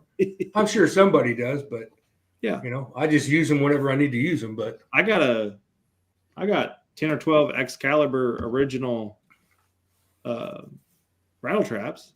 There's a select market out there for those. Yeah, I got one of those. What is it? The tungsten frogs. Tungsten frogs. I think that's what it is. You guys stand by. I'll go into the tackle room. Look at that. Can you see that? Yes, I saw that earlier. That was at Lily's, wasn't it? Taneycomo, 40 pound brown. Jesus Christ. That's insane. Can you imagine? Probably caught on a 4-pound test too. Is that or on a big old jerkbait? Certified as the new Missouri record. Yeah, you're probably right. That's probably a jerkbait fish. I know that's a. Oh wait, yeah, that's a hack. Is it? Yeah. You got people in the comments saying it was from September of 2019. Yeah, and it's definitely not a winter picture. I mean, he's got a. Well, I didn't know if it was like on Monday when it was really nice out. It said Wednesday, but it doesn't say the year. So Timothy just said that trout was caught in 2019. I don't know if you can see that worth of crap. It's a true tungsten Mad Max. Never even heard of that thing. Yeah, they're pretty deadly. I only got one left. Huh. The Furious Frog. Man, you gotta watch posts. Like, people are like, it's crazy. I'm sorry, Mike.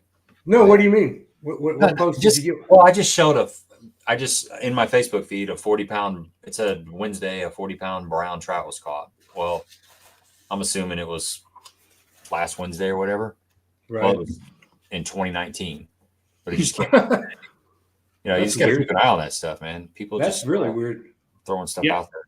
John, you guys talking about brown trout before it came on, and it just threw that into your. It might have threw that into your feed. Actually, we were talking about the catch and release below Bull Shoals Dam. I don't know. Dang. The trout opener, John, is March 1st. Yeah. That's crazy, though. Still has a post he bought at Grandpa Pigeon's. Nice. Look at that. Pocket fisherman from the 70s. Yeah. Here you go. Got to keep that in your golf bag and hit one of them little golf course lakes while you're waiting on the tee off. You got to keep that frog in those golf course ponds. Yeah. Montauk the 1st of March, but the urban winter trout fishing deal was February 1st. Like, they opened up, like, basically Jackson Park up the road. They got trout. They stock in November. You can keep those February 1st. How long does it run, Gabe? Like a month or something? Until they're gone. Until they clean them out. Yeah. Yeah. I got you. Because if there's anything left in there, they'll die. So. I got you. Once that water gets up around 70, that kind of starts killing them off. There's some big bass. So they put full sized trout in, huh? You caught a giant one a couple years ago, Gabe, didn't you? Yeah, I've caught some decent ones. I caught a really big. That was like 6 or 7 years ago. I caught a really big one. But there's a lot of I'd say the small ones are like 11 inches. But there's a lot of like 14 inches in there. And they're fun. I don't know that I've ever ate brown trout. Are they good? I don't know. I've never eaten one. The last time I caught brown trout out of water was my buddy Tom Green owned a travel trailer. He owned 25 acres down in Montauk, and he had a little travel trailer that he slept in. He just had it. I mean, he lived in it for years. But we would stay down at my buddy Dave's house, who lived right by Tanbat, and I was staying down there in a little Winnebago down there, and they went fishing in the morning. I slept in,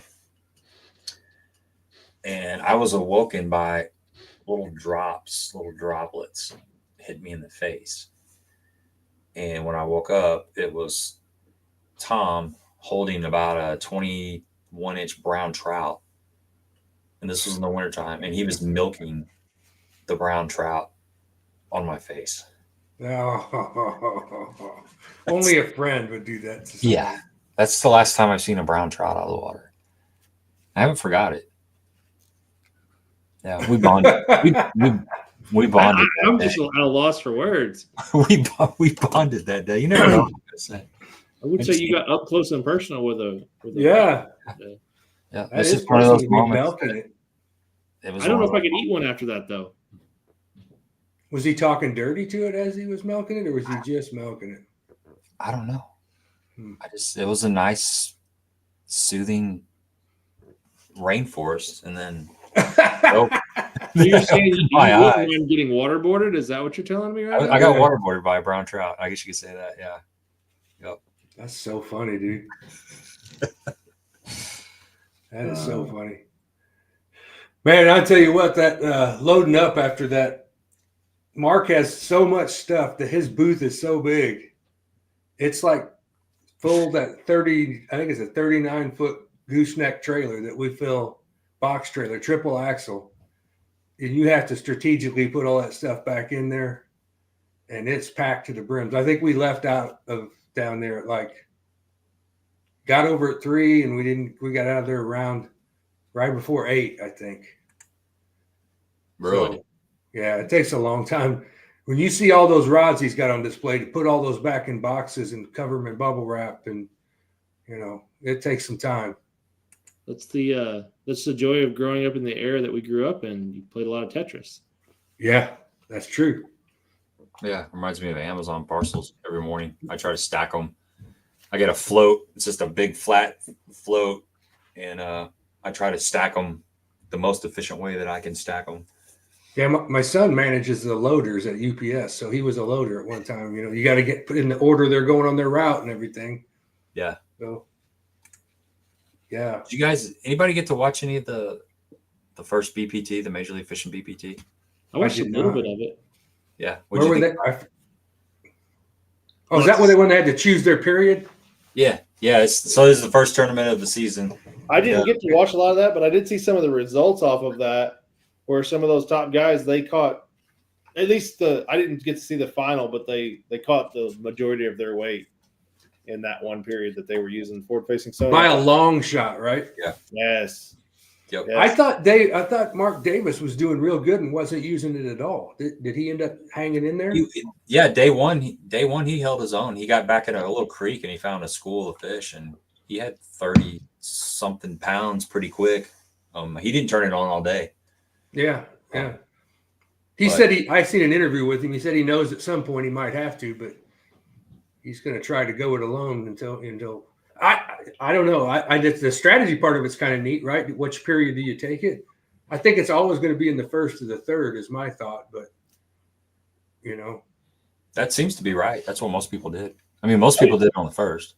And I'm sure you could go back and there's a stat on this because there's a stat on everything, but I would be curious to see what the weights were when they were using it versus when they weren't using it.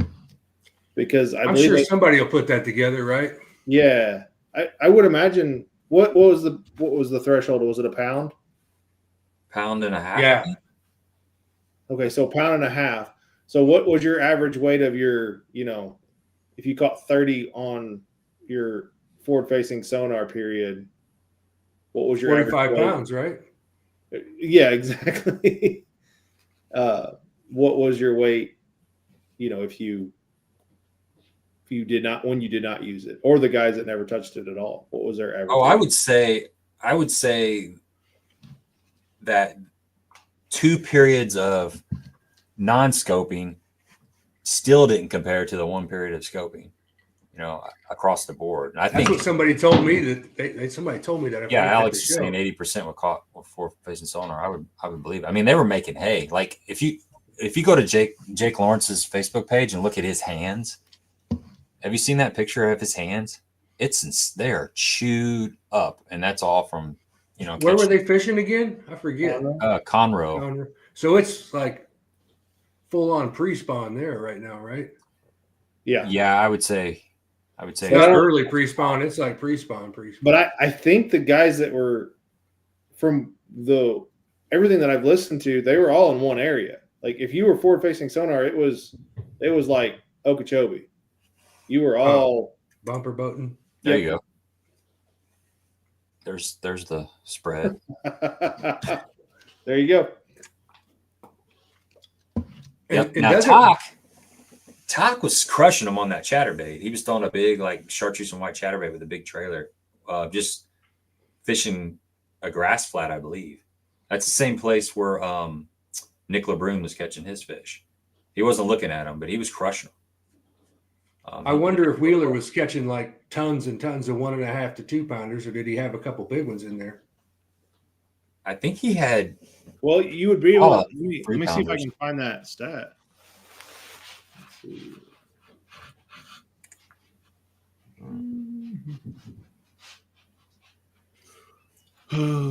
So it's definitely having an impact. Did you guys see Lake of the Ozarks took under 12 pounds to win over the weekend? Yeah, that was insane.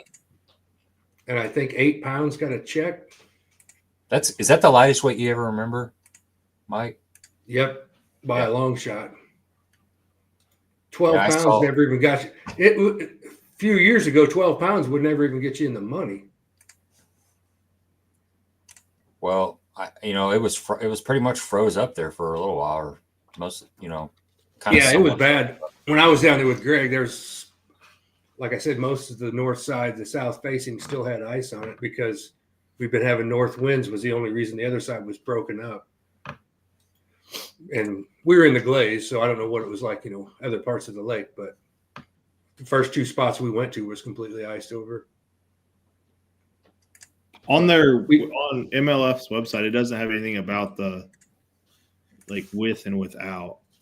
Yeah, they'll have that out soon. So Justin Cooper won it. Jake got 6th. Drew got 7th. But I mean, you look at all these guys. And I'm just looking at who are the known scopers. I know Cooper was catching them, looking at them. Jacob Ball, Alton Jones, Wheeler, Lawrence, Drew Gill, Spencer, Connell down there at 13th. Where'd Mark Davis end up? Overall? Yeah. So his doesn't look like his held up that well. No. I might have missed it.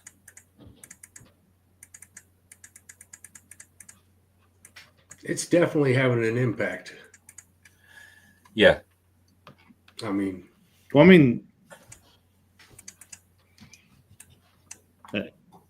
Especially this time of year. It's what's going to be exciting about the NPFL. Yep. You're going to really see how much. I mean, it's going to be cool just to see, just no forward-facing sonar tournament, but also see how the weights are going to be down compared to if you had it. Which it doesn't matter, everybody's fishing the same. I mean, it's just exciting. It's as exciting to see somebody win catching 12 pounds for 3 days in a row as it is for 30-something pounds. It's still a tournament. It's all the same, but I'm sure the weights are going to be down drastically. It'd be different. Mark Davis was 35th, by the way. 35th? 35th? Yeah. So, to your point. I heard a bunch of social media chatter today. I say a bunch, but enough to saying that there's rumors that a lot of these Elite Series guys, the Classic's going to be their last. Like, they're going to drop out. I thought that was going to happen this year, but I think a lot of it, we can talk social media and we can talk rumors and all that, but when it comes down to it is how do those guys make a living? I mean, yeah, I don't know. Are they going to go work at a tackle store or sell boats for the rest of their life? I mean, well, I guess a lot of them feel like they're not making much of a living now, but if you got sponsors that are only going to pay unless they're considering the National Professional Fishing League a top trail, sponsors are going to want you to fish a major trail. Right. So that's what I said. I'll believe it when I see it. Yeah, that's why some of you guys didn't jump ship from MLF and go straight to the Opens because their sponsorship requires them to fish a national trail. The Opens is not a national trail. Yeah. And why would you give up all of that sponsorship money to go fish for a chance? Especially if you're not an established angler. Not that most of these guys aren't established anglers, but some of them aren't. They're still living paycheck to paycheck, essentially. Yep. Or credit card bill to credit card bill, one of the two. There's a lot of that. Me and Gabe have talked about that. The parallels between motocross and professional fishing. There's a lot of people, 5 or 10% at the top making a damn good living, the rest in the middle getting by, and some people getting divorced and broke on a credit card at the bottom. Yep. Mm-hmm. That's why there's such a high turnover. And it's a lot of work, dude. People they think it's a dream until they get out there. Yeah. Just fishing the 12 Opens to try to qualify for the elites, man, that is a commitment. I mean, A big commitment. Sounds like, as I get older, that sounds like a nightmare, not a dream. Yes. So. Well, that's my whole, like I said, I thought this is what I wanted to do. Like in 2008, I went out and fished the Elite Series as a co and the Opens as a co and was trying to groom myself. And I realized, oh my God, these guys are grinding and it's nasty and it's just exhausting. And I'm just a co angler, you know, I don't even have the pressure of that kind of entry fee to the tune of whatever they are now, 5,500. Yeah, per. And then a week's worth of gas and practice and hotel and food. Can't really count food. The guy's got to eat every day, but no, but yeah, more expensive on the road for sure. Well, it can be, or you can eat just like you do at home. Yeah, I mean, that's how you save money on the road, right? You don't go out to eat and get a steak and 4 beers every night, right? So. You buy your beers 30 at a time and keep them outside in the truck. That's right. Yeah. If you can buy a couple pounds of ham and turkey, bread. Yeah, you can do. I mean, you can definitely go the cheap route for sure. Yeah. Well, there's nowadays that was talking talking about with some guys. You can get a house and go buy some groceries. I mean, we sit down at Chickamauga for the USA Bassin Classic. I think it was $25 a night. Yeah, if you get the right place. Yeah, we had a great place, and there's 4 of us there, so it was. I mean, I didn't spend over $100 on the whole week in lodging. So speaking of lodging, I don't know what the prices are going to be, but have you seen the new place they're building at Lake of the Ozarks, kind of out behind the Pancake House, Gabe? No. So it's like a big, not like a giant storage shed, but it's super tall in the front and it slants towards the back. And it's big enough to pull your truck and boat in, shut the door, and then it's got 2 bedrooms and a community like loft area up above with like a ping pong table or a pool table. Sleeps like 4. So you can have your truck and boat and everything inside with you. It's really a pretty cool idea. Nice. Yeah. I don't think it's open yet, but there's definitely a niche for that at Lake of the Ozarks. They'll fill that thing up every time at the Big Bass Bash. I guarantee you. Mm-hmm. I was looking at and there's a tournament there every weekend. I don't know how many. I think it's got, I want to say they said it was like 24 units or something. They were saying, I mean, obviously most of these guys were throwing some form of a, mooch minnow, freeloader, scope shad. But Lawrence, he caught some of his fish on a scope shad, but he was also throwing a Bill Lewis rattle trap. And then Drew was, Drew caught some on his Nicarama worm, but also the hammer trap. So there was I can't remember who was saying that on. It's Texas this time of year. That rattle trap's going to play some point. Yeah, Yozuri, rattling vibe, lipless crankbait. Well, you go through that. I'm sure you can see that on scope, right? You can be able to see that rattle trap. Yeah. You go through that top 10 list, and what does everybody hold? I mean, you don't have to read the article. Everybody's holding up some version of a chatterbait and a jig head minnow. Yeah. So, I mean, here's looks like a frit side maybe, or got a frit side. Is that a soft jerk bait or a jerk bait below it? What is that? Like Burge is the only one that has something up that's not a minnow. Yeah, hollow belly swim bait, just a 4-inch Berkeley power bait, and then go all the way back up to the top. The winner, Justin Cooper. Just a minnow. Just a minnow, basically. Hey, well, he was swimming a worm too. Swimming worm, so it'd be like a speed worm, I guess, and a small lipless. He's a small lipless crankbait again. So there's definitely good moving by. Here's another small lipless crankbait. You never hear about people throwing a scrounger head much anymore. No, you don't. No, but there's a bunch of new heads coming out that are all designed to roll more.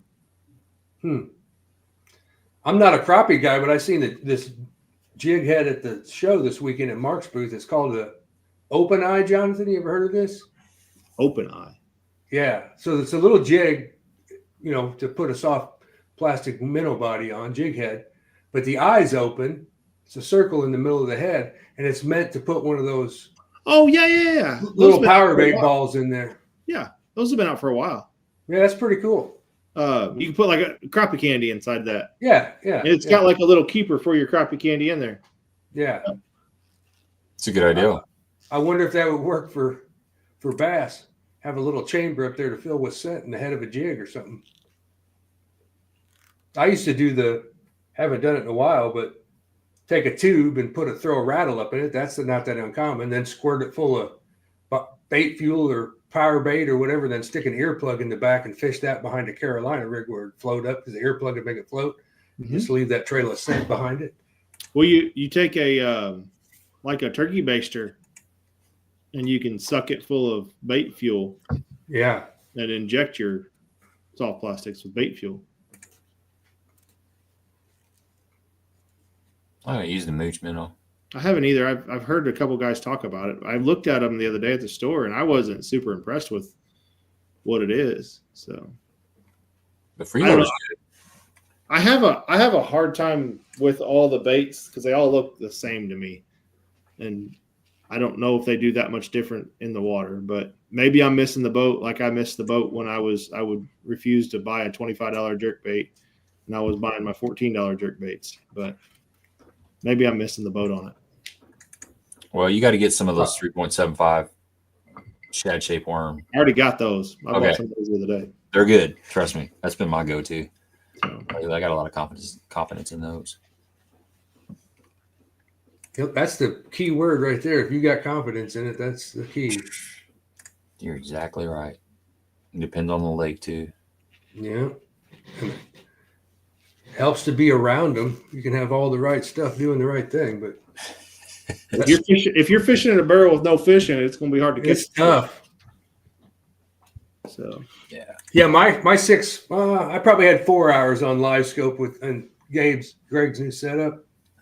Yeah, how was that? So Greg just got a active target, right? Active target, yeah. Dude. I mean, I was fascinated by it, watching my jig fall, watching my jerk bait. But I couldn't 100%. It's going to take more than the first 4 hours to figure out how to make it work for sure. You don't have it at all, right? I'm ordered it. Yes, okay. I don't have it at all. But I've used it a little bit in Greg's boat, and then this is the longest I've ever spent, like 4 hours up there messing with it. But I found myself like coming into where all those commercial docks are, and then just using it like a flashlight, looking around, seeing stuff, and I couldn't tell if a fish was this big or this big yet. I don't know enough to know that, but did you get I would go find brush piles I knew existed even without it and find them and throw my jig out and watch it. Like I told you, Gabe, I was casting 20 feet farther than I needed to, for sure. Yeah. What I thought was 50 foot, I was throwing at 70 feet. It took me a while to kind of adjust that. Comes a lot faster than you think, Mike. Like, I'm sure it will. That flip of the wrist, especially with a spinning rod. Like, I was probably the most inaccurate spinning rod fisherman before forward-facing sonar, and then when I got it, I mean, I could. It's like throwing a baseball. It's just you're not looking at it physically out here. You're looking down at it, and once you spend for me, it'll take me another hour to get back used to it. But once you get that flick down, you know exactly how far that flick is. So, it's just like playing ball, like you said. When you go to turn that double play or whatever, you touch the bag, you don't have to be looking. You know where first is. Yeah. And it's exactly 90 foot away, and you're just.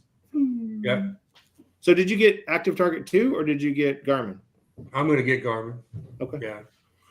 Yep. With what is the LVS 34 and what was it, Greg? The 1222. I recommended the 1222 GPS map. I'm just straight. It's just going to replace my Helix 9 on the front and be my forward-facing sonar. I don't need it to do anything else. I still got a network of the hummingbirds to mark waypoints and that sort of stuff. So, yeah, we tried that.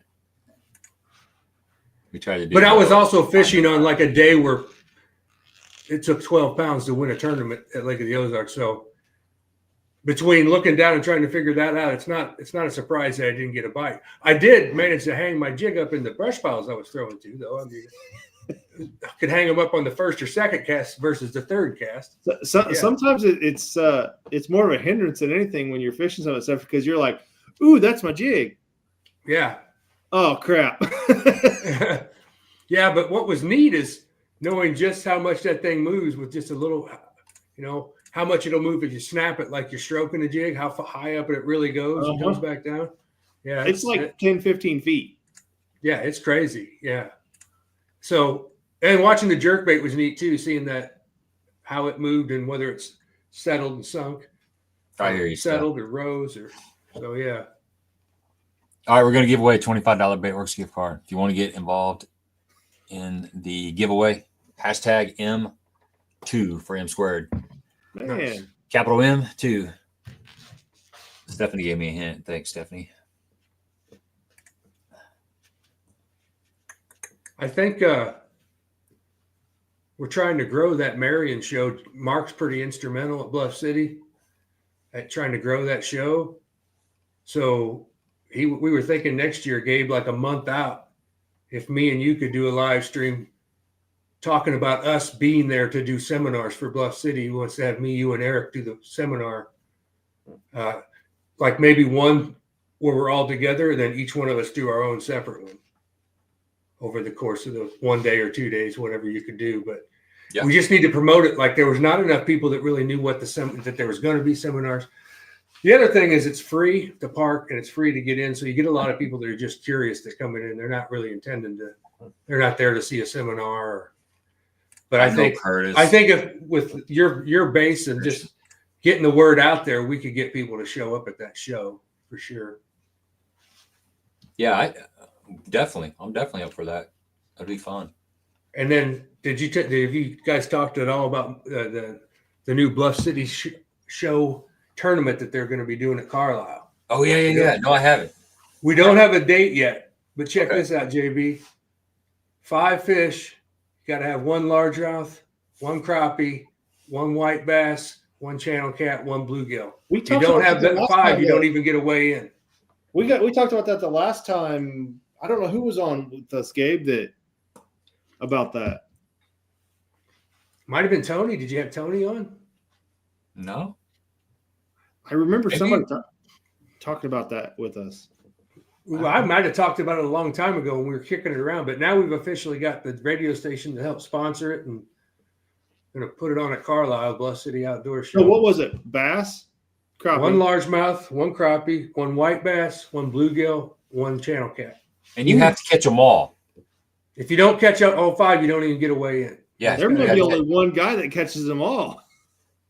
That guy's going to be Eric Morey, probably. Definitely. But I think they got to do interesting strategy, right? Which one do you go after first? Well, the catfish is going to be the heaviest, but I think they're going to have to do some kind of like a weight curve or something. Like they only have a percentage of your catfish counts towards the total weight or something. Well, that's why they chose channel cat versus just catfish, because you could go get 1 blue and blow everybody out. It's not, What time of the year?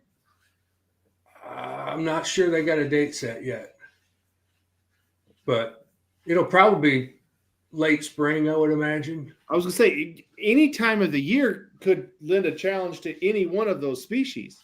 Right. I said to get rid of the bluegill and throw drum in the mix. You can catch drum like it's going out of style at Carlisle. Well, see, my luck, I would catch like a blue or a flathead, and I wouldn't catch a channel. Right. But it's kind of interesting. Like, what do you go for first? I mean, I think the last you would focus on would be bass or crappie. Personally. Yeah.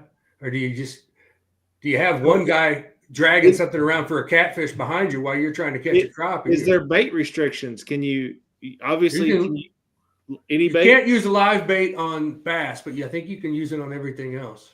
We haven't hammered all that out yet, but that's a good question. What if you catch a bass on live bait? I mean, yeah, you're fishing for a channel cat and you catch a 4-pounder. We'll have to address this. A 4-pounder knocks your cricket while you're up there fishing a bluegill bait. Or you catch a bluegill and a 4-pounder eats the bluegill. Yeah, that's all possible in this format. Yeah, we'll have to hash all that out. Stephanie's got a good point. Yeah. One line. Jugs. One per angler? I think we've already said that it's one rod per person, one at a time. Okay. Because that's what I was thinking too. You just throw something over the side for a bluegill, or even a catfish. Put a bell on it, drag the thing That's around. exactly what I was thinking. I'd be sitting on the bluegill bed on one side with a rod out one leg, and then the other I'd be fishing for bluegill. Yeah. But you're going to have a couple guys that are. I'd be horrible at this format. I don't really fish for anything but bass, so I catch crappie fishing for bass. That would be my crappie strategy. But I think, yeah. So you got what? A bass, crappie, channel cat, white bass, What am I missing? bluegill. Bluegill. Huh. This is all negotiable, though. If I bring some good points to the powers that be, I don't disagree with the fish species. I like that. Okay, yeah, that's a good mix. That adds an element to the challenge, right? Right. And Gabe, I like your idea about the species, but I think it's going to be hard. Like a catfish can only account for 10% of your weight or whatever. I think that it's going to be harder than everybody's thinking to catch 5 species. Oh, it's going to be real hard. I bet there's only 2 or 3 people that weigh in. If the rule is you have to have all 5, it's going to be tougher. The catfish might be the hardest to catch. Maybe. I'm trying to think of what's going to be the hardest. The bluegill is going to probably be the easiest, but getting one that matters is. Yeah. Well, but do you spend time on one that matters, or do you? I think you, like everything else, you get your 5 species, and then you go hunting for a big one, whether it's bass or catfish. You go trying to upgrade. Right. That would be my thought. Now, next question: is there a length limit on crappie on that lake? I don't know, Carlisle. I would imagine there is. How many in a boat, Mike? 2 or 3? 2 guys in a boat. Yeah. Okay. Well, I mean, a big bluegill, most of the time is going to weigh maybe a pound. Yeah, I'm not That's worried a big one. on the crappie, right? I'm worried about the cat and the bass and the. Yeah, I'm worried about getting my 5 of each, one of each, and then go hunting for a big bass or a big catfish. And I'm thinking I got cut bait in the boat. I got 10-inch crappie on Carlisle. Okay, that's not. I've never fished Carlisle, but that's a half pounder. Yeah. Right. But even like if you catch a crappie of a lifetime, it's not even going to be 2 pounds, maybe 3 pounds. You can catch some 3-pounders around here, yeah. But yeah, that's not that common. It's a lot more common now with LiveScope, I can tell you that, than it was a while ago. But. Yeah, but still, I mean, how many 2-pound crappie can you legit 2-pound crappie right. can you say that you're not gonna if you get one that's close to 2, you're not gonna go try to cull it. Hell no, I'm gonna put that thing in. Here's okay. Drew says bass. Do they have to be alive? Yeah, I don't know. I would imagine. Okay. We haven't hashed all this out. We've still got meetings to go before that make up the rules, but this is why I wanted to have this conversation because I'm going to bring all this stuff up. Because crappie and white bass are not easy to keep alive in a live well. Yeah, that's true, especially when there's a bass staring at them. Or a catfish. Yeah, be a lot of stress. You put your little, hand size bluegill in there. Yeah, you might have to bring his own cooler for him and a little aerator. Yeah, it's like whoa! I left, this morning with a bluegill in here on my first stop. That 4-pounder ate it.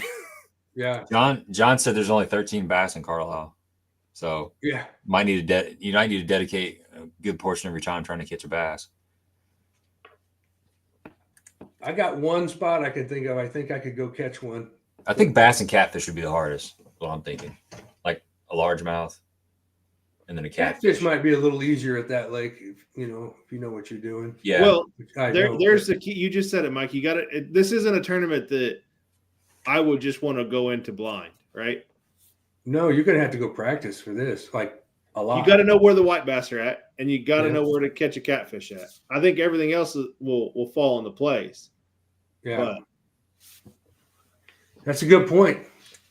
Like, Yeah. And can you find some spots where the guy on the back can be catfishing while the other guy's trying to catch a crappie or bass? Can you find some spots like that?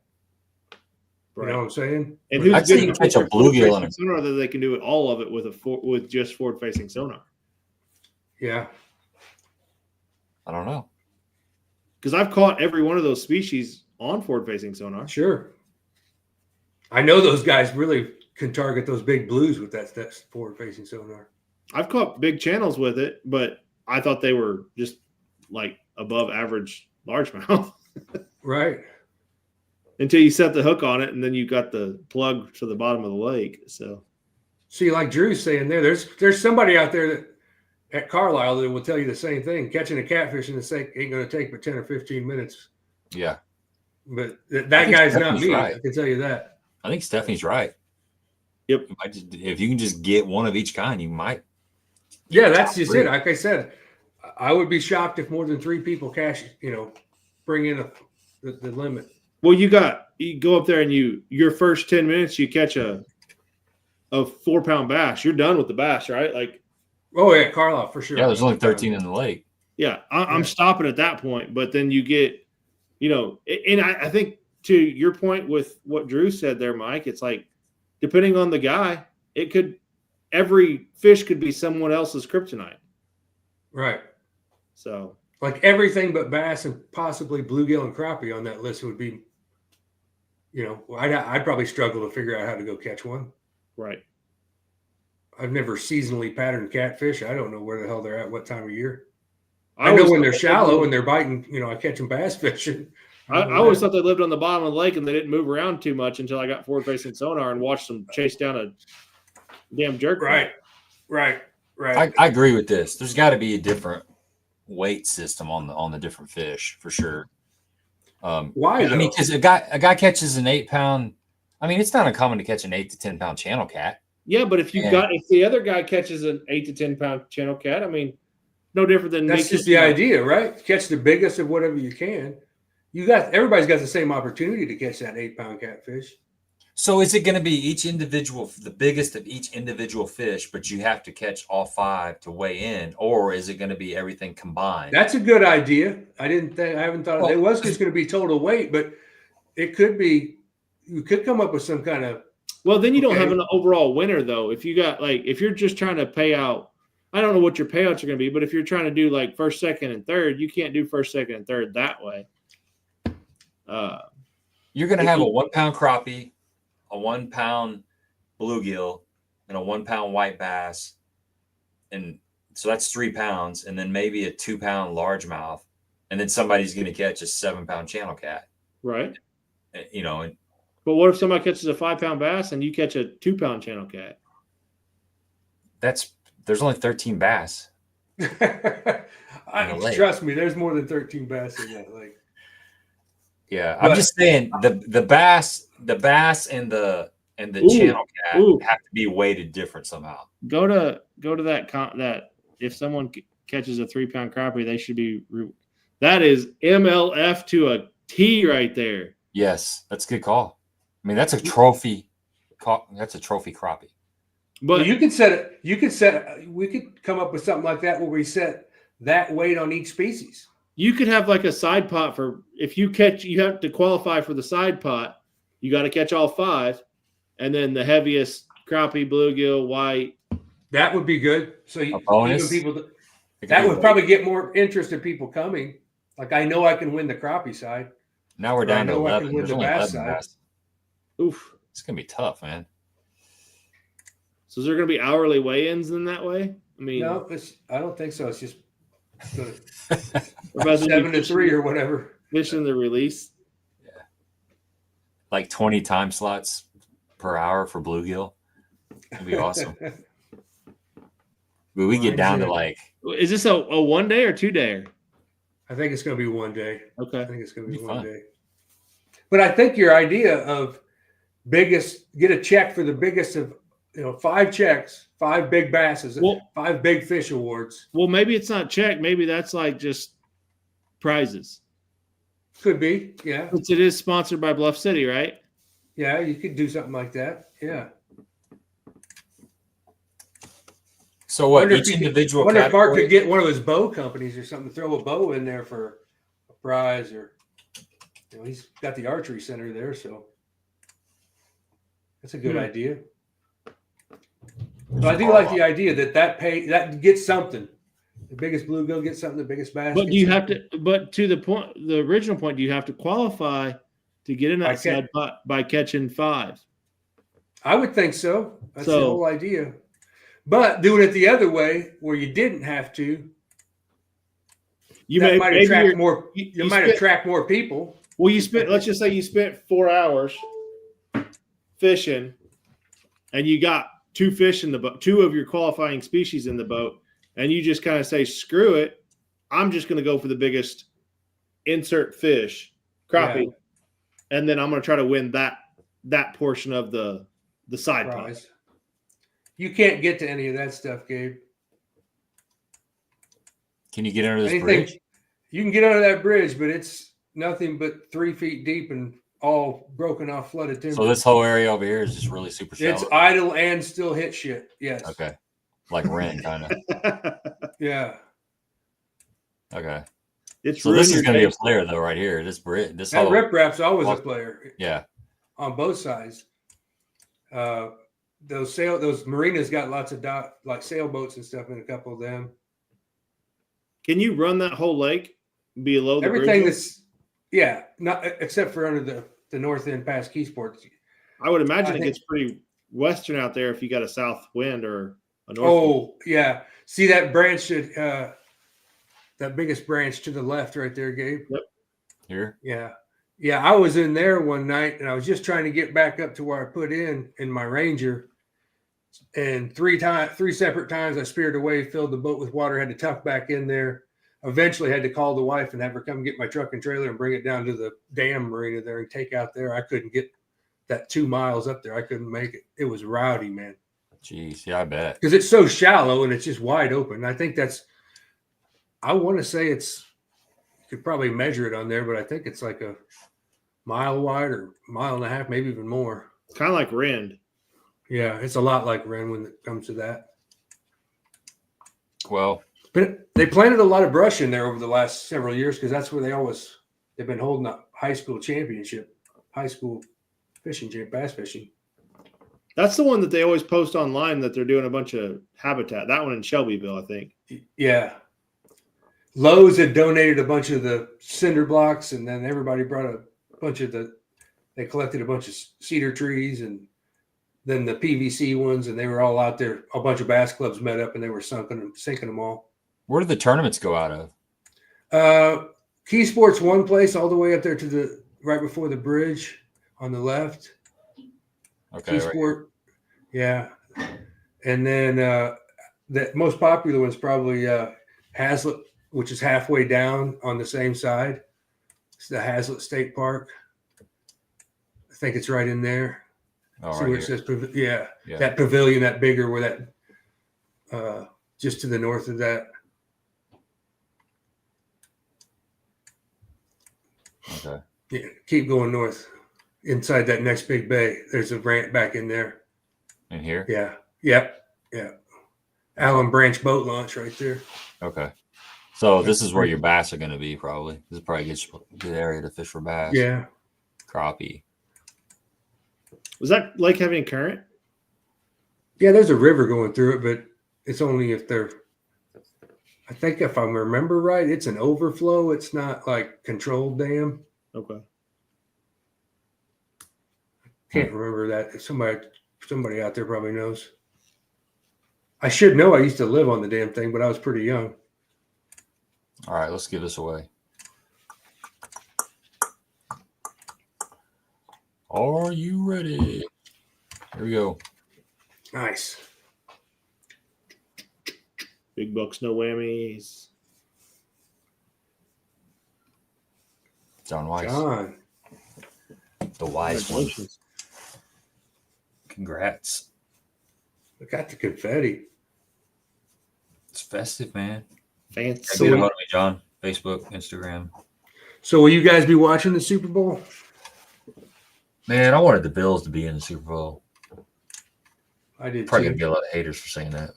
But No, not for me. I wanted to see Josh Allen. I'll probably watch it. I always do. See, I'm a huge NFL fan, as you know, but the Super Bowl is usually the rest of my team is in. It's my least favorite game of the year because it's just all the pageantry, the long commercial breaks, and it just doesn't have the flow of a normal NFL football game. But as long as Beyonce, the country singer, is going to be on there, I'll watch it. Who's your team, Mike? The Steelers. Yeah, same here. It's always been my favorite team from the 80s. Yeah. You know why I'm a Steelers fan is the same reason there's a lot of guys in their early 20s that are Patriots fan because they were always on TV when I was a kid and they're always kicking the crap out of people. And they played defense and ran the football. That's what I like about the Steelers. And they're struggling, but part of their snake bite is they've never had a losing season since Tomlin's been there. So you don't really draft too high when that's the case. You're always above 500, drafting in the middle somewhere. Yeah. Well, I mean, they got a chance to make history. 3-peat. Good luck to them. I don't know. I don't know that. I mean, Russ, turnovers are always a factor, but I can't see them stopping Saquon. But Andy Reid's probably got some tricks that I'm not aware of. But that Saquon's a freaking beast. Yep. It's just the way it is nowadays. Can you believe, like, what's her Grammy count now? It's like higher than the Rolling Stones, the Beatles, like all these people combined. It's like, what in the world are we doing here? It's all a sham, really much. It has been, right? Doesn't matter if it's. It just becomes more obvious every year. It becomes more obvious. Yeah, you're right about that. Yeah, there are some shady calls for sure. Well, in that Bills Chief game, there were some calls that were like, "Oh my gosh, yeah." I'm not the conspiracy about the Chiefs thing, but because I watch enough NFL to know that bad calls happen against everybody. But it just seems like with the Chiefs, it always comes when they get shut down on 3rd and 7, and they're going to have to punt. And the next thing you know, there's a flag, and they got a first down, and 6 plays later, they're in the end zone.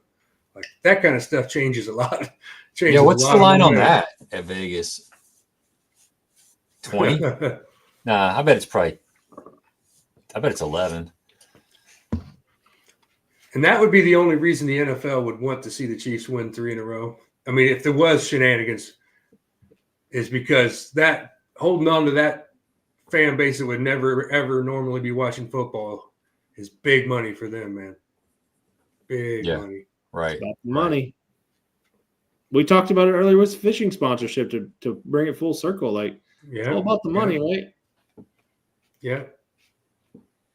Yeah. There's a fine line there too with guys and anymore. There's so many guys that have jump around, like from boat companies to just chasing a couple extra bucks. And to me, you lose a lot of credibility. Then it's one thing I'll have my hats off to Kevin Van Dam, the same people he rolled with his entire career. That's pretty impressive. And the only change that he made was quantum to lose. Yeah, and Motor Guy to Minn Kota, and he did a long video about that when he did it. Yep, he was tore up about that one. Yeah. So yeah, I mean, that's loyalty, and it says a lot that he he can believe that he believes in the product. Not, I told you, Ranger was the greatest boat I've ever been in up until a year ago. Switching boats 4 or 5 or 6 times in your career. Yeah, I mean, I get it. Stuff happens. They let people go. You need a boat, but Menendez that's probably more likely what happens. He's been committed with striking forever. Yep. He won't even talk about another bait on a live stream. Like, it's hard to get him to say like Rapala. He's just striking everything. But then, of course, they have everything you could ever want. That's and half of it he's designed. Losing striking, they've got pretty much everything for the most part.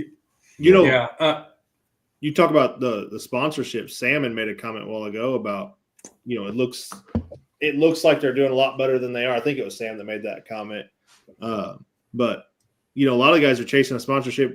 We see that they got, I call them patch pirates, but they got something on their jersey name, insert sponsor. And what are they getting from that sponsor? They get a, 2 packs of worms and a 10% Right. discount code. Yeah. Yeah. So, I agree with Curtis on that. Yeah. Just let them go, man. I mean, you're going to lose half your team. There's going to be injuries everywhere, but you got to power through it.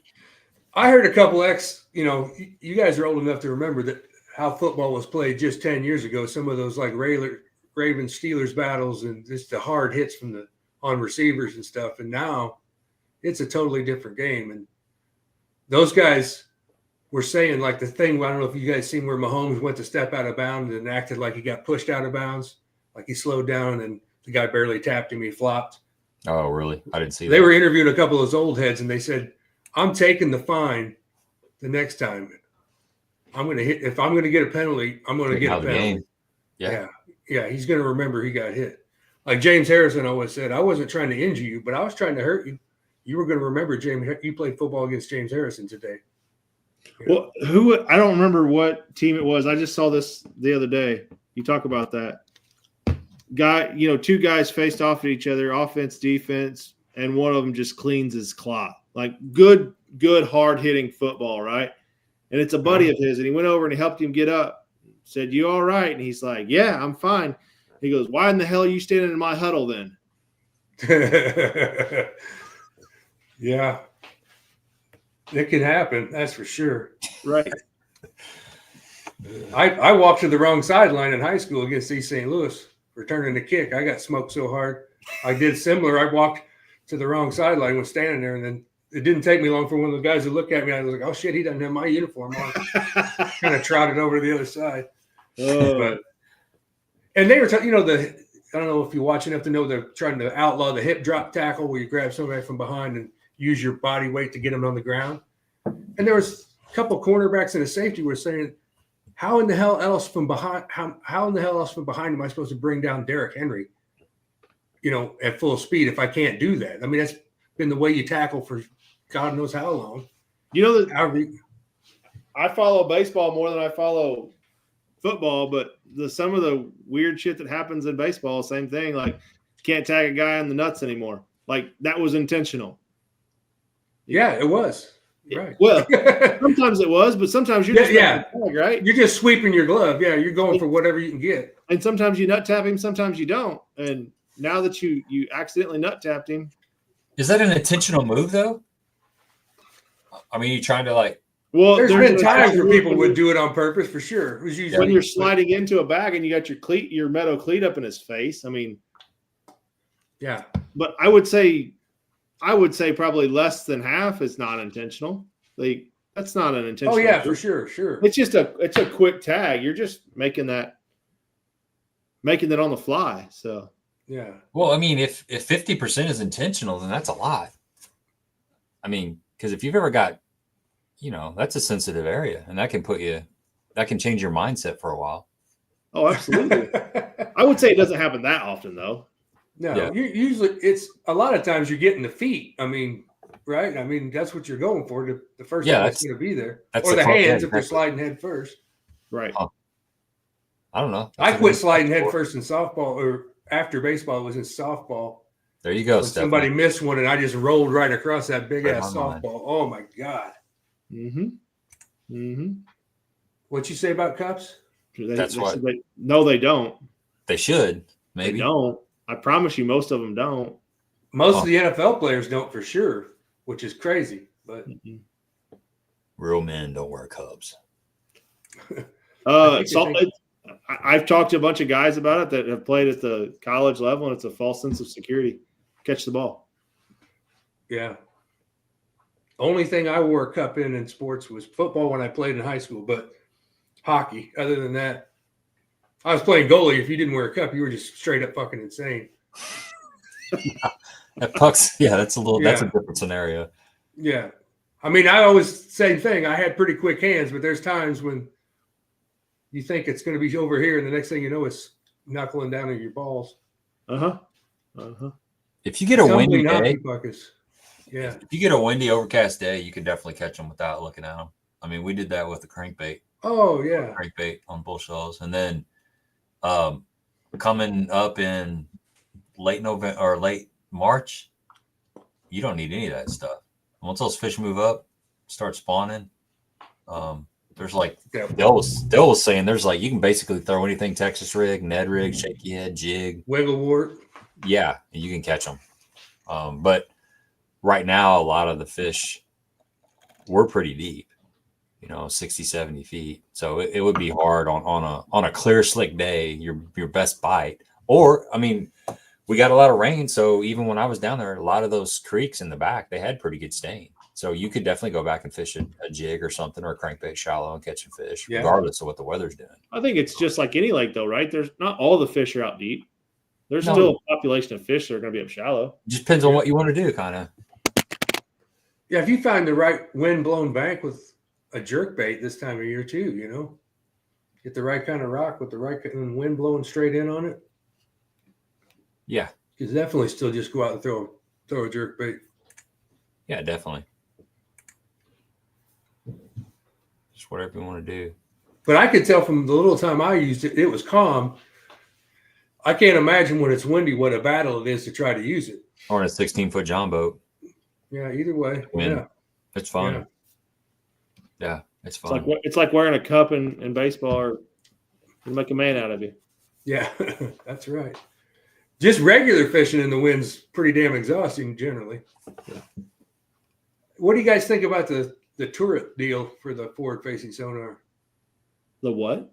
Like the little turret that you put it on where you... Go back to the wind situation. You can't control what you're looking at when your foot's on the trolling motor pedal. If you have to take it off to go to something else. Yeah. I thought about that in the beginning, either a turret or like a handheld turret. And if you were spot locked, I think it would be great. But man alive, I hardly ever spot lock anymore. Yeah, I can see that. So. Yeah, I'm not a fan of the turret either. I just think it's one more thing and another set of buttons, Yep. On the floor. Maybe for crappie fishermen, maybe. Yeah. I can see it.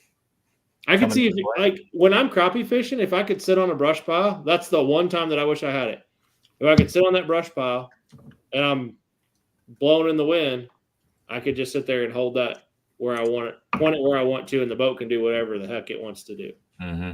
But still, even at the end of the day, if your boat's turning, even on spot lock, you're still moving that turret around constantly.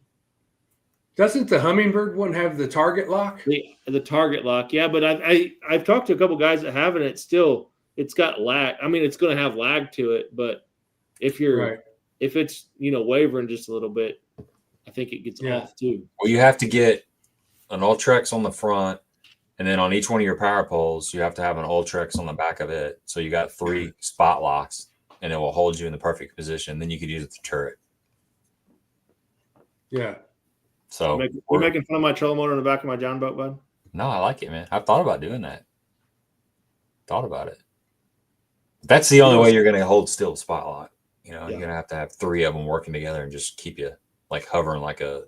I guess we're not even stopping long enough to think about if you're in less than 10 foot of water. Like I could put my talons down and just set with that, and use this. But how often you're usually not that, and you're always constantly moving with it. That's the other key to it. Yeah, I'm just saying if you're wanting to fish a pile or something, just like you did before, I would put my talons down before spot lock, or power poles before spot lock was out. So I've had windy days before where I was fishing a deeper brush pile on a point, and I just backed in, put my power poles down, and casted out to it like I was casting from the bank, basically.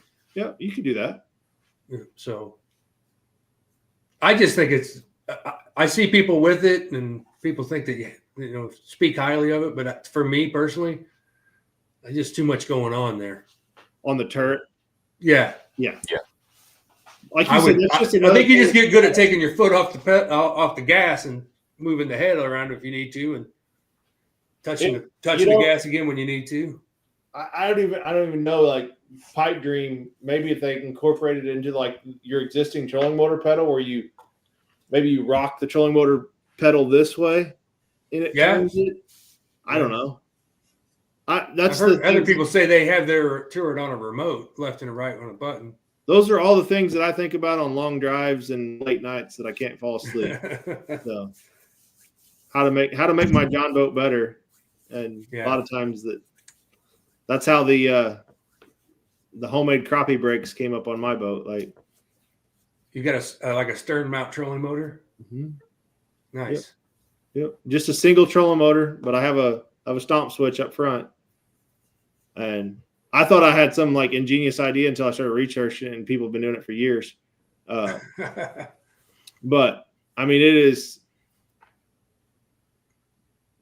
Curtis he's on here. He saw me do it. It's more. I use it more not fishing forward facing than I do for forward facing. You pull up to a brush pile and you get hung up.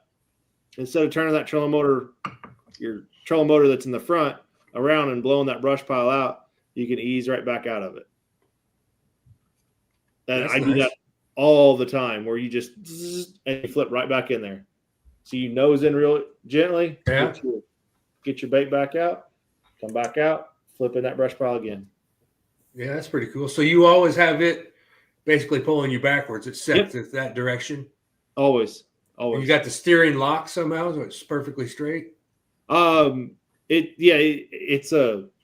If you ever looked at a transom mount trolling motor, there's a set on it that you can lock it. Okay. And then I remember that now. And then I can put whatever speed I want on it, which I think I usually keep mine on 3. So like the turn handle. Just turn the handle. Yeah. So it's. Yeah, I fished with those a lot when I was a kid. I had one of them little pond prowlers. I had mine mounted to the front, right in front of me. But the only thing that I had to do, you have to flip the head around, obviously, because it wants to go the other way. It's meant to push you, not pull you. And then I have to pull it up when I want to run. So as I get back there, that's the hardest thing to remember. After the first couple trips, you forget to put it down. Yeah. And I don't turn it off. So I'll go up there and I'll hit the switch and you hear, and it's going across the back of the boat. It's like, I got to go back there and put it down. I don't really care because it's an aluminum boat, but it's, that's probably a little noisy. A little bit. Yeah. You're afraid that there's going to be shrapnel. Well, then you need to invent a stomp switch right when you get up. You just push a button on the dash and it goes down. And I thought about that too, but I'm not that fancy. Yeah, that's above our pay grade, probably. That's above my pay grade. How about a Post-it note that says "Put the trolling motor down, dummy"? Just put that right on the dash. Right on your hand. You think when your hand's right here on the tiller motor and the trolling motor's right here, you would see it, but yeah, you would think. But when's the last time you looked where your key switch was at to turn off your boat? You don't. I just hit the button. You just instinctively grab. Oh, You don't. I don't look back. I just hit the button and motor goes off and I run up to the front of the boat. So, we gave away $25 Baitworks gift card. Good to see you on here though. We always like new faces. We do that every week. Every week we'll be giving away a $25 Baitworks gift card. So if you're shopping, we always go to Tackle Warehouse or Bass Pro Shops. Check out Baitworks. They're down in Springfield, Missouri. They've got a really good online presence. They also got a box store. If you're in that area, go in there and check it out. They got a lot of unique stuff, a lot of really cool glide baits. Just a really good selection of. It's gotten a lot bigger since the boats aren't being sold there, right? They kind of grew into that part of it too. Yeah, it's nice in there now. It's really nice, but it was nice before, but I think it's just bigger now. Yep. And then on the scrolling across the bottom there on the ticker, you can use code THM10 for 10% off. Here's a question from Josh, though. He said he's moving to Tennessee this month. His Missouri license will auto renew this month. Will he be able to buy a resident? I think you probably have to live in Tennessee for a certain amount of time to be a resident. Imagine you have to have your Tennessee driver's license. Tennessee driver's license. Once you got that, you're good. Okay. And that just renewed. It's not going to be. It just did. If you got Missouri, it did it February 1st. Yeah, that good reminder, Mike. If you don't auto renew your fishing license, it's due in Missouri. Missouri fishing licenses are due. In Illinois, I always have mine set to renew, but the only reason I know the date because I had to get a new debit card, so it was connected to that. Oh, they haven't. No, they haven't renewed yet. It's the 29th or 28th. It's February, end of February. Are you sure? 100%.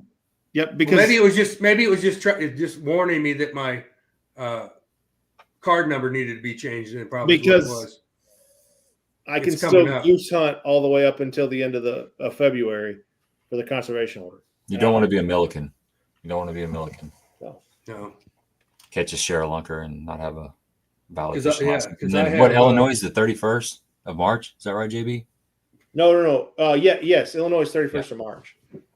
So 28th. 28th of February. Yeah, so I think we got that figured out. You just got to get a driver's license, and then you're a resident. Yeah, if I had a power pole motor, I would just have a power pole. Hopefully. You snow hunt? JB? I try not to, but if there's a good one, I'll go after them. But that's not something that I pursue. I'm more for the specs and the Canadas. There's a bunch around Baldwin Lake. If you need to find some.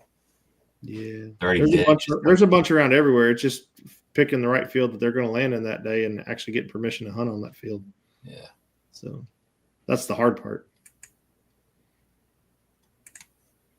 They fly so high too. I haven't hunted geese in so long. Yeah, they're kind of like fish, right, Gabe? They do move around a little bit. They do move around. They have fins and they swim.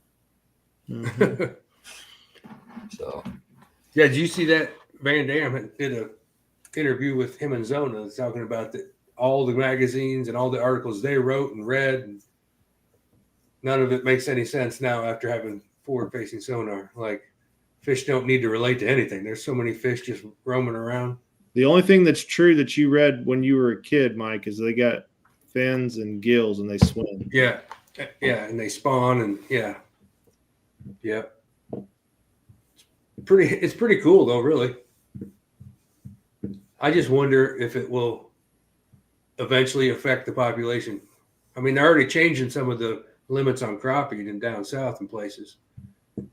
So yeah, it affects your people aren't eating bass, so that's the difference. But I think it affects your big crappie populations, like your Sardis and your Enid and those big crappie lakes that are known for punching out some 3+ pound crappie.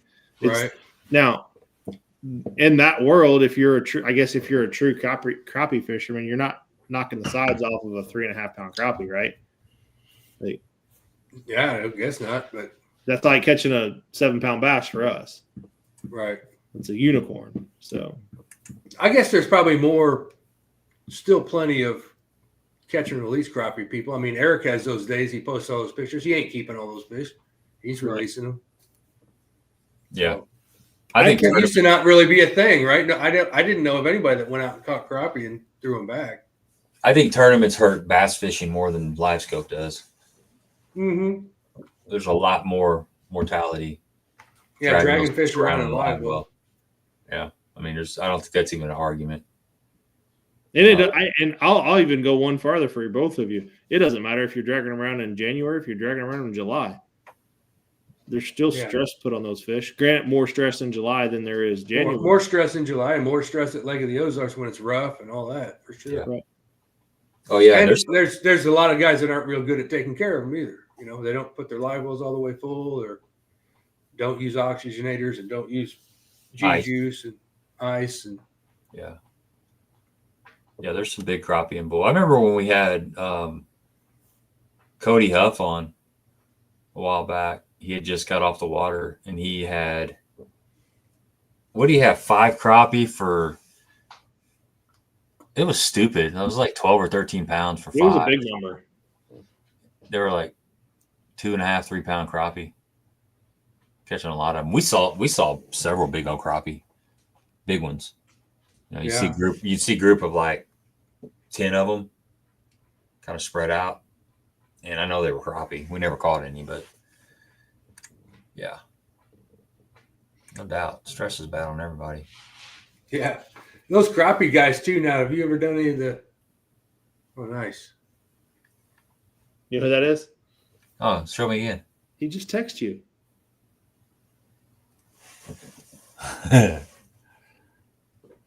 Nice. The guys that are using those like 18-foot poles and just dropping right on them. I cast to them. I use it for the only reason I do crappie fishing on the lakes is to practice forward-facing sonar. So you're casting and watching an 1/8 ounce jig or a 16 ounce jig go down. That mustache. I thought it looks like Hulk Hogan. I know. Look at that. But no. That's awesome. Would you agree that fish catching has undoubtedly gotten easier, especially for inexperienced fishermen targeting crappie? Yes. Crappie, I think it's easier forward-facing sonar than bass, right? Yeah, Yes. because I'm an inexperienced crappie fisherman, and that's all I need to go catch crappie right now. Not necessarily the biggest crappie in the lake or the most I can't crappie in the believe Dell lake. is still up. I can catch them. We started watching American Primeval. You seen that? Netflix? What's it about? It's about it's shot in like the 1857, and it's about the Mormons, the Native Americans. Oh, I think I have seen this where they're all holed up in the barn. Pioneers and the white settlers all kind of battling for a certain area. It's a 5-part series. It's straight up brutal. Did you watch all 5 parts? Yeah, I've watched it. Yeah. Well, it's so brutal that I told my wife about it after I'd already watched it, and it was about 10 o'clock at night, and she sat down with me. I was going to watch some of it with her, and we got about 10 minutes in, and the first crazy scene went down, and she got up mad and left and went into the bedroom because it was so brutal, so like in your face, just crazy, raw, like raw. Kind of like the final scene in Once Upon a Time in Hollywood when that all goes down. You remember that? I don't remember that. Oh wow, yeah. Brad Pitt's trip ate a bunch of LSD and he's bashing all their heads in, all the Manson murderers. Oh yeah, it's right up there with that. Yeah, it's right up there with that. It goes sideways and just kind of keeps going sideways. Things settle down, but is the story good though? Yeah, it's a really good story. Yeah, there was I think I remember seeing that advertised now. The white men in the United States government and military pushed the Mormons west into Utah, and they finally settled down, and Brigham Young was the governor of Utah, and they wouldn't let anybody settle in their state. And if you settled, you were going to have to deal with the Mormon militia, and they were ruthless. And then everybody knows how crazy, how ruthless the Indians were and the Native Americans. So you had to worry about all that stuff back then. Wow. Yeah. Living back in those times, man, you had to be hard. Yeah. You ever see the prequel to Yellowstone, like that 1893? No, I heard it's pretty good. I think it's better than the TV show myself, but I love that time period. You got all those soldiers coming fresh off the Civil War and just trying to get their head back on right and so they basically are hiring wasn't it the Dutch, JB, that was hiring them to take those guys out west? They're trying to bring their pianos and all their furniture. And they weren't Dutch. Were they Dutch? There were some Eastern European. Yes, because they were, they called them squareheads back then. That was what they called them. They weren't cattle farmers. They were goat farmers or sheep farmers. Yeah. And they're trying to take all their sheep out west. Yeah. So yeah, we've watched all of that. Yeah, and the second one was good too. The one with Harrison Ford that was like 1920 or 1921 or something. Yeah, that was like the next series. There's another one coming out. Yeah, the second season of that, or the second half of that one is coming out. Yeah, that's because their son was over fighting in World War I, and then the family was in trouble with those gangs and stuff, and the government trying to move in on the farm, and then that one ended with him trying to get back because he's a certified badass. Yeah, because he hadn't made it back yet, had he? Mm-mm. I didn't think so. Yeah, so he was hunting big game in Africa just for the rush after the war, just trying to, but it kept giving him, and he didn't care if he died. It kept giving him PTSD every time he went after a big game. Yeah. So. Yeah. Yeah, I would agree. It's really good. He's making some some good points about it. You know, that the whole FFS thing has been beat over the head, but it's still a interesting topic, and there's still a lot of, you know, information to be gathered by biologists to see the actual effect. But like you said, Mike, earlier, it's definitely hurt. I think it's hurt the bigger crappie for sure, because people are targeting that. But it's all you got to do to catch crappie is side scan, find a couple brush piles out at 80 feet, mark them, go up, put your trolling motor down. You can get within 10 feet of them if you got forward facing sonar, and you're going to catch them most of the time. You just got to figure out what color they want. Sometimes sometimes they're not. Honestly, I did that before forward facing sonar. I just dropped a buoy on it and I cast it. You're just not going to lose as many jigs, because you Right. can see, and you can see if you can see that you need to change colors quicker, maybe. Absolutely. Yeah. It's just more the reaction to it. The difference there is I thought I didn't know there was that many there, and that they just stopped biting. Yep. Like, I just thought I caught enough of them out of there, and then they either disappeared. No, they just sunk tighter to that brush pile, and you're just not going to catch anymore. I think and I made a comment on that to his point. A lot of it has to do with access to information too, right? If it wasn't for guys like Gabe, there's probably a lot of folks out there that wouldn't know half of what they know. Yeah. So, I mean, growing up, Mike, did you have access to YouTube that could tell you how to go tie a Palomar knot, or was it? Right. That's a huge advantage. Yeah, I read what bass magazines my stepdad had and listened at the bass club meetings as a kid. That was about it. Yep. My favorite way. I had one guy in town that I worshiped because he won all the local tournaments, and he happened to be a neighbor and a friend, so I'd get a fish with him, and that would be. But to our point a while ago, you have to now forget everything that you learned in that 20, 30, 40 years of knowledge. It's all gone. It doesn't mean anything anymore. Nah, I don't agree with that. You still got to be able to find those fish. It doesn't mean. I think it's with the fish behavior, how they act. Yeah, I mean, there's still plenty of fish that still set up on cover and stuff.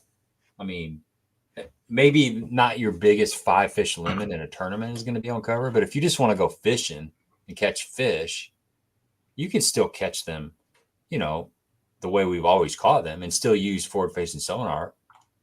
Even though 20 pounds might be out behind you and there might be 12 or 13 on the bank, you may not catch the best fish in the lake doing that. But there's still fish doing the things that we always thought they're doing. It's just a lot of times there's more fish doing stuff that we didn't know that they were doing, I think. I mean, I guess it's fair. I could see where it would hinder at times too, where you're not just fishing when you should just be fishing. You know, like at Lake of the Ozarks specifically, like when they get in on those docks, I don't know that if they're tucked way back up in there, you're going to see them with the forward facing sonar if they're right up underneath one of them docks. And there's still plenty of fish to be caught doing that. You know, can you see them if they're tight to the bottom of a float 20 feet into a dock? Sometimes. Sometimes. It's the same thing with when they're on the bottom. It's really hard to see them on the bottom until they move. Yeah. You can see the bottom just crawling slightly, but it's not like you see a whole fish. Right. And you got to learn what to look for too. And I imagine a dock's probably like that. Plus at Lake of the Ozarks, you're going to be half the time shining through boat lifts that are in the water, or, you know, half of them are in the floats. And they'll get behind stuff too. Oh yeah. They'll get behind a brush pile. You'll look in a brush pile and you're like, there's nothing in there. Then when you go around and shine the other way, you see the fish. And he was on the backside of the lay down or this pole timber or something. Your eyes are going to be really open, Mike, when you get it. Yeah, I'm sure they are. And I see what he's saying here about. You can watch your spook come across the top of the water. Yeah, you know, he's got one of the biggest complaints is having the money to afford the technology, but you know, he's got the money to afford it, but still doesn't want to get it, and there's nothing wrong with that at all. It's just. If I wasn't tournament fishing, I wouldn't necessarily have to go get it. That's for sure. No, it's fine. My favorite way to catch a crappie, we're talking about crappie, is I like to have a shiner on a Goat Aberdeen hook on one of those, you know, pencil like a Phil stand-up bobber with a little split shot. Throw that sucker out there with a bobber stop. The bobber stands up and the minnow's kind of moving around. You get still, and then you see him moving around. Well, something's, and then that float takes off and goes down really slow. I love that. That's my favorite way to catch crappie. Not looking at them at all, just casting out and watching that bobber go under. I love that. Yeah, that is fun. It's a good way to get a kid hooked on fishing too. No doubt. I mean, that's one of the reasons I like, trout fishing with a strike indicator, is just watching that indicator float downstream and just stall out and go under for a little bit and set the hook. You do that you have a weekend of doing that, and then when you try to go to sleep, you have this little bobber, this little float and strike indicator in your head. It's like counting sheep. You're counting strike indicators for. So you're just letting it drift with the current. It's just kind of cruising. Yeah, you throw up, and then you try to get a drag-free drift. So a lot of times you have to mend your line and put it up current, and you want it to be floating the same speed for the most part as the current. And a lot of times they don't take it under. Sometimes they will, but a lot of times it just stalls. It's just floating along, and it'll just do that, and that's all you got. That's your bite. So they just grabbed it and stopped it and then let go of it. And you gotta be quick. A lot of times you can see those fish too, Mike. And you'll see them down there. They're doing this, and all of a sudden one will do that, and he was in the right line. Well, if he does that, he could spit that. He could eat that bait and spit that bait. So a lot of times you set on nothing, kind of like bass fishing, that you missed him. You saw him make the motion to it, or you saw your float tick a little bit, and you set, and he already let it go. The great ones, they either float something down under a strike indicator, or they float something kind of like we do with a minnow. You kind of float one down, or you float a jerk bait through there. Like, it's the same principle. Trying to get it in their realm, you can visually see them. That was I guess that's the original forward-facing sonar, right? Yeah. Sounds like it. Sitting there literally watching them and knowing where your jig is at and going by. Yeah. You can learn a lot about fish just in a trout stream. When I was up there at that high school fishing seminar, Trey McKinney was doing his seminar, and he was talking about fishing current in a river, and where like getting a drag free drift and stuff like that. And I mentioned going to Montauk because I knew most people in that room had probably spent some time on the trout river, and I was just saying you can see how your bait drifts in a trout stream better than anything else. You can see how current affects a bait, and you can see how fish set up in the current in the little micro eddies and stuff, and that's invaluable to sit there and just watch trout, how they move around in a pool, and they get behind rocks, or there's an eddy in the front of a rock too that most people don't realize. That current's hitting that rock, and it's creating, like, there's a calm spot in front of that rock. You think that the fish would have to be behind it, but there's a nice little eddy in front of that too. So, but you would know that if you couldn't sit there and watch trout and see where they set up. That's pretty cool. Yeah. Well, and you think about anything in current's going to set up the exact same way. Yeah, whether it's muddy or clear. Yeah. Same things going on. Oh, and yeah. You see little seams too. You see this water, this section of water is moving faster than this section. Yeah. And so that makes things act weird too. Makes you go mad when you're trying to get your fly line right too. Oh yeah. Yeah, you're exactly right, Stephanie. It is. There's a lot to be learned on a trout stream, just watching those suckers swim around. I think that's what drew a lot of us to forward-facing sonar, just to watch how they act. Oh man, that's so fun. You guys on here, like Stephanie, I don't know if she's seen it yet, but one of the coolest things you'll see, and Mike, you'll see this too eventually, is, and we saw it at Bull Shoals, you see a big ball of bait, and then you see a striper just come up in that bait and just mosh them. Everything goes spreads out, and this big fish just comes right through the middle of them. That's really cool to see. Or you see the eyeball where a fish will sneak up in the middle of the ball of shad, and it's really, really tight. All of a sudden it'll open up, and right in the middle is a little pocket, and there's a bass sitting right in that pocket, and there's shad all around them. It looks like an eyeball. Literally looks like the pupil in the middle a big bowl of shad, and he's just sitting in there, just chilling, just taunting them. And you're like, why won't he bite my little plastic minnow? And then when you see the one ball of shad out there, and then you see like 10 or 15 fish just doing that, that's not largemouth, it's stripers. Don't throw over there unless you want to fight. Yeah.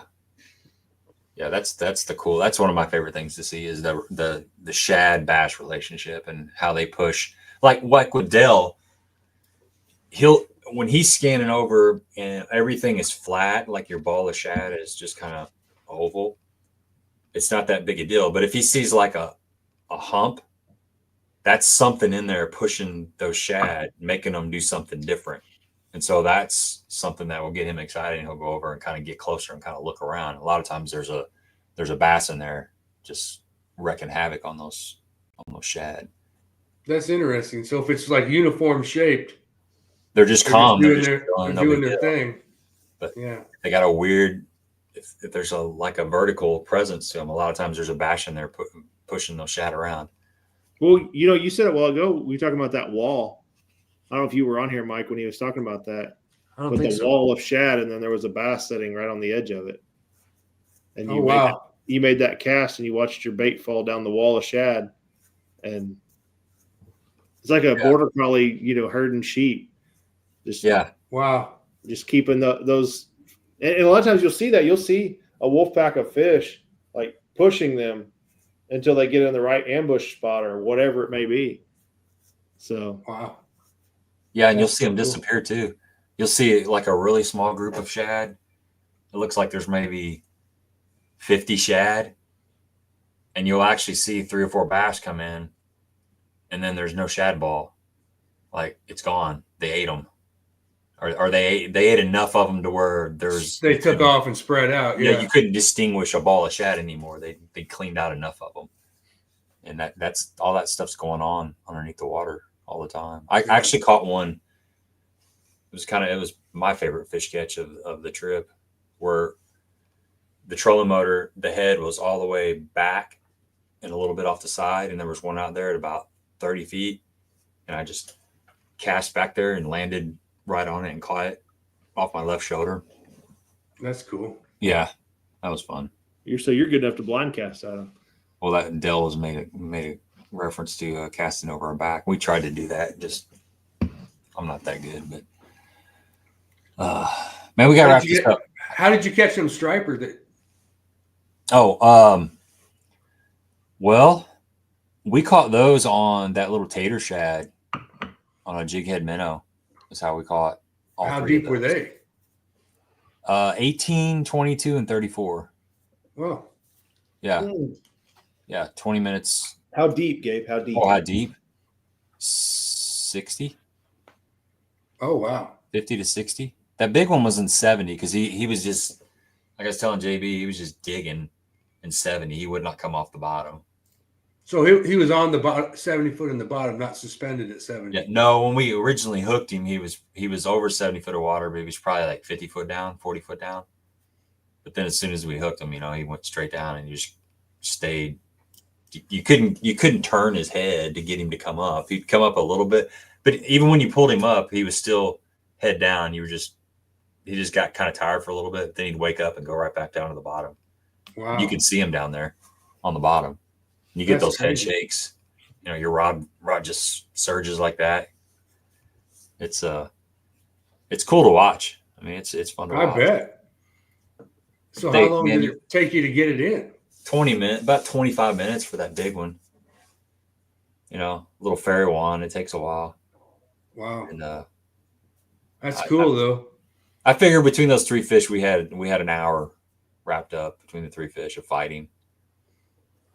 And your forearm. I think I don't know what the biggest one I ever caught.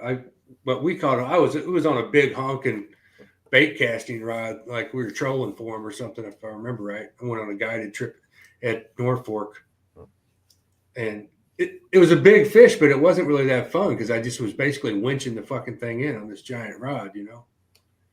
I would have rather caught it on regular bass gear or something. At least had a fight on my hands. But yeah, it's fun. It's fun catching them on spinning rod. It makes it more sporty. And you can track them. You know, we kind of chase them down and don't let them get too far away. Like I was telling. So you were chasing it on the trolling motor the whole time? Yeah, that big one we did. Yeah, we stayed pretty close to it. We stayed within 20 feet of it.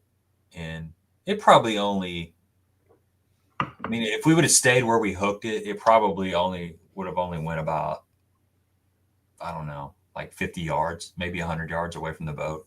Of course, we stayed with it the whole time. But yeah, you're ready to just get the dang thing in the boat after a while. Your forearms are burning. Was it like you can see it? Obviously, you probably see it really well. That being that big of a fish. Yeah, you can tell when those stripers come in. See, something that you'll notice. This is something I've been working on last year. Is one of the best ways. There's two ways that I found where you can tell the size of the fish. Like a lot of times when you see a fish just sitting out there on a point and it's real tall. It's like a diamond shape. It's a really bright signal. It's a diamond shape. That's your bigger fish. A lot of times that's your bigger largemouth. But you can also tell. You can see a tail. It'll look fuzzy. It'll almost look like two fish because you'll see that. It's hard to explain, but you'll see tail movement, and that's a bigger fish. The tail's bigger, and you can distinguish the size of fish based off of that tail movement. I'm not good enough to tell you if it's a 4-pounder or a 6-pounder. I can tell when it's like a 5-pound bass out there sitting on a point a lot of times versus a 2-pounder, but I can't tell you a 4-pounder versus a 6-pounder. Now a striper, right. I can tell a big striper versus just a 6 or 7-pound striper. When a 15-pounder swims through, I can tell. They move a lot. Like stripers, white bass are constantly moving. Yep. Where a largemouth maybe just sitting there kind of swimming along, that striper is always constantly moving. They're just they constantly moving. Or a largemouth will just, a lot of times they'll just sit out there and spin. So it's just kind of like a shark. They just keep moving. They just keep moving. Yep. You'll see like a largemouth. He'll just chill. Well, he just disappeared, and then he'll come back up, and then he'll disappear again. It gets low enough on the bottom of your screen where you just can't see him. It gets in that silt or the mud down there where it just. Well, that's what Eric was telling me over the weekend. Like, there's more fish that live in the mud than you realize. Yeah, like being like there. Gabe was saying a while ago. You'll see them like if you look at my screen, like you'll see them poke their heads up and do that. Like you just see something come up and go back down, come up and go back down. It's not like you see the separation between the bottom. Yeah, but it's just like there's a rock crawling along the bottom. Yeah, you'll see the ground. Turtle, like a turtle going across the bottom. Yep. You gotta get used to seeing that. That's how you find them. And then when you do hook one of those, and then 15 of them follow them up out of that, then you go, oh yeah, they're all down there. Yeah. Yeah, I'm really looking forward to just spending some time with it for sure. Don't take a rod your first trip. That's probably good advice. That's what I did with the side scan when I first got it. Just go look at stuff. Or take like one spinning rod and just focus on that all day long. Yeah. Crappie fishing is probably the best way to learn it. Yep. I was just going to say that. Take a crappie rod. Because they'll let you get really close to them. They don't swim off. A bass will swim off on you. And a bass, you usually got to stay like 50 feet away from them to get them to bite. Where a crappie, most of the time, you can get within 10 feet of them. I mean, 20 feet for sure. I mean, even on a skittish day, you can stay within 20 feet on a crappie and cast to them. But a lot of times bass, you got to be about 50, 60 feet. Not all the time. Sometimes they can get close, but a lot of times like 50, 60 feet is where they can start getting kind of funky if they're pressured. So if you really want to get crazy with it, take your spinning rod and throw a straight braid to your crappie jig so you can see your line. So that's a good idea. It's fun. So do we know now all the times you get bit right at the boat? Was that fish by the boat, or it was most likely, my theory was it was always following it the whole time? It followed it. It followed it. My theory is it followed it up, and your boat is now an ambush point, and that's why it hit it right there. Yeah, it's trying to pin that. It's chasing that to a solid, like a log or something, and it makes that contact before it. And on top of that, you're probably moving it, so not even consciously faster, getting ready to pull it out of the water. Yeah. So at the last second, it speeds up. And you move a lot of fish too. That's another thing I was just thinking of. Like there's a fish out on a point, you know, a school of bass. You hook one, and then 10 or 15 come in with that one that's hooked that you're fighting, and then the school's underneath your boat. So you may have screwed things up. You know, you might have to leave. That's why before you caught one off of a point, you might catch another one, and you're like, man, they just shut off. Well, they're all right underneath the boat. And they're not set up in their ambush position. So you could leave, come back an hour later, and they might be set back up, and you might catch a couple off that point again. But I never realized how many you drag. Or a lot of times they don't even bite. They're just following your bait. And next thing you know, you've pulled, you don't catch them, but you've pulled them all off the structure. And they're just kind of hanging out there. That's interesting. Yeah. You kind of screwed it up. That happens a lot. A fish will follow your bait say you make an 80-yard cast, and at 60 feet you're engaging the fish. The fish will follow you almost right up to the boat sometimes without even biting it. So you pulled that fish away from whatever it was set up on, and it's a whole lot. You're not going to catch that fish. He's already saw the bait, and he's already saw the boat, and he's not set up where he needs to be set up. And you spent 10 minutes finding that one fish, and one cast he's done. So now you're back to the drawing board again. Yeah. Well, I guess it would have been like that if you were just blind casting to him too. It's not much. Yeah, it would have. You just didn't know that you pulled him off. Right. That's kind of like ignorance is bliss in that situation. Well, to your point, Gabe, I fished muddy water most of my life, and when the first few times I fished Table Rock and Bull Shoals, I was like, when you would hook one and you'd see several with it, that's I'm like, I never knew that was a thing, because in muddy water, you don't see them if they're a couple feet below them. Mm-hmm. So there was like my first big eye opener is the first time that I took it out was in muddy water, and the amount of fish that I saw and caught out in muddy water. Really, that's interesting. You thought we always thought they were up on the bank next to cover, and they still swim out there in the middle. Yeah. That's wild though. Yeah. I think another thing that's really cool is to see, and Dell will tell you this, but you see how the shad later in the day, they move up to the top of the water. Like even those shad that are in 70, 80 feet right before dark, they've moved up to 15 feet. And, my theory on that is that the zooplankton is starting to reproduce, and the shad are moving up to feed on the plankton that are up towards the surface of the water. Because you see that on side scan or down scan, your stuff gets real cluttery like the last hour and a half of the day. If you're side scanning something, you got a nice clear pretty picture at noon. Well, about an hour or so before dark, you got to turn your sensitivity down. It's just real cluttered. That's that algae or plankton bloom. And I think the fish, the bait fish are feeding on that stuff. But that's something that you get to see with forward facing sonar, is that whole progression of the shad from 70 foot all the way up to the surface of the water column. Wow. That's from Dell. He just posted that. So that's that odd shape that I seen right at one time. There's fish on the top right there. Yeah. Yep. So right there, that's a bass in the middle of that. It's like a little tornado. And then that's the three bass. Was that three fish sitting there? Yep, that was three of them. There's fish underneath of it right there too. Let's full screen that.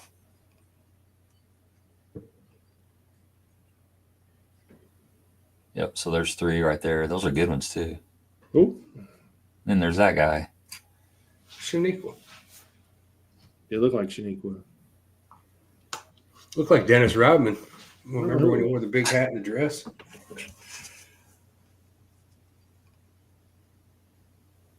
We're waiting on you to show it again. You may show it again? Yeah. Oh, okay.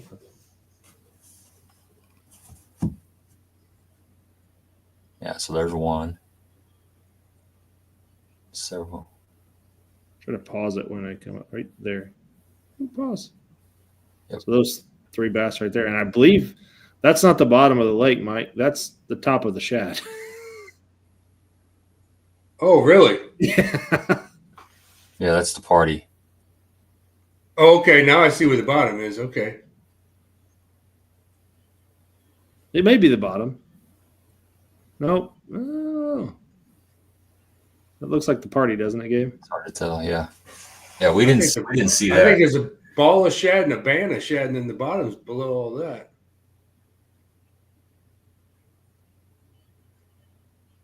Wow. Yeah, I think that's a big watershed. It's crazy. They're having a big party. That's right. But back to that eye, that's so fun. That's so cool to see that, like, one little poking in there. And, he's just having a day. He's in there just getting right. Just flexing. Oh, yeah. All right, guys. We're 3 hours in. I got to go to bed. Roger that. What was the name of that series? American Primitive? Primeval. Primeval. American Primeval. They had that guy was on. The director was on. He was either on Rogan or Sean Ryan or Theo. I think he was on Rogan. But if you, I just watched that the other day. Is that Berg? Yeah. Yep. Peter Berg. Peter Berg. That's him. Oh yeah. He was on Rogan and on Ryan. So yeah, that's a cool stream. If you listen to that stream and then you go watch it, it basically he lays the backdrop of the whole series. It's just good context. Yeah, I think I've seen. Yeah, it's good, dude. It won't disappoint. I promise you. It's got. Well, he's done a lot of good movies. Yeah, it's shot really good too. It's like super high def, and I don't know. It's good stuff.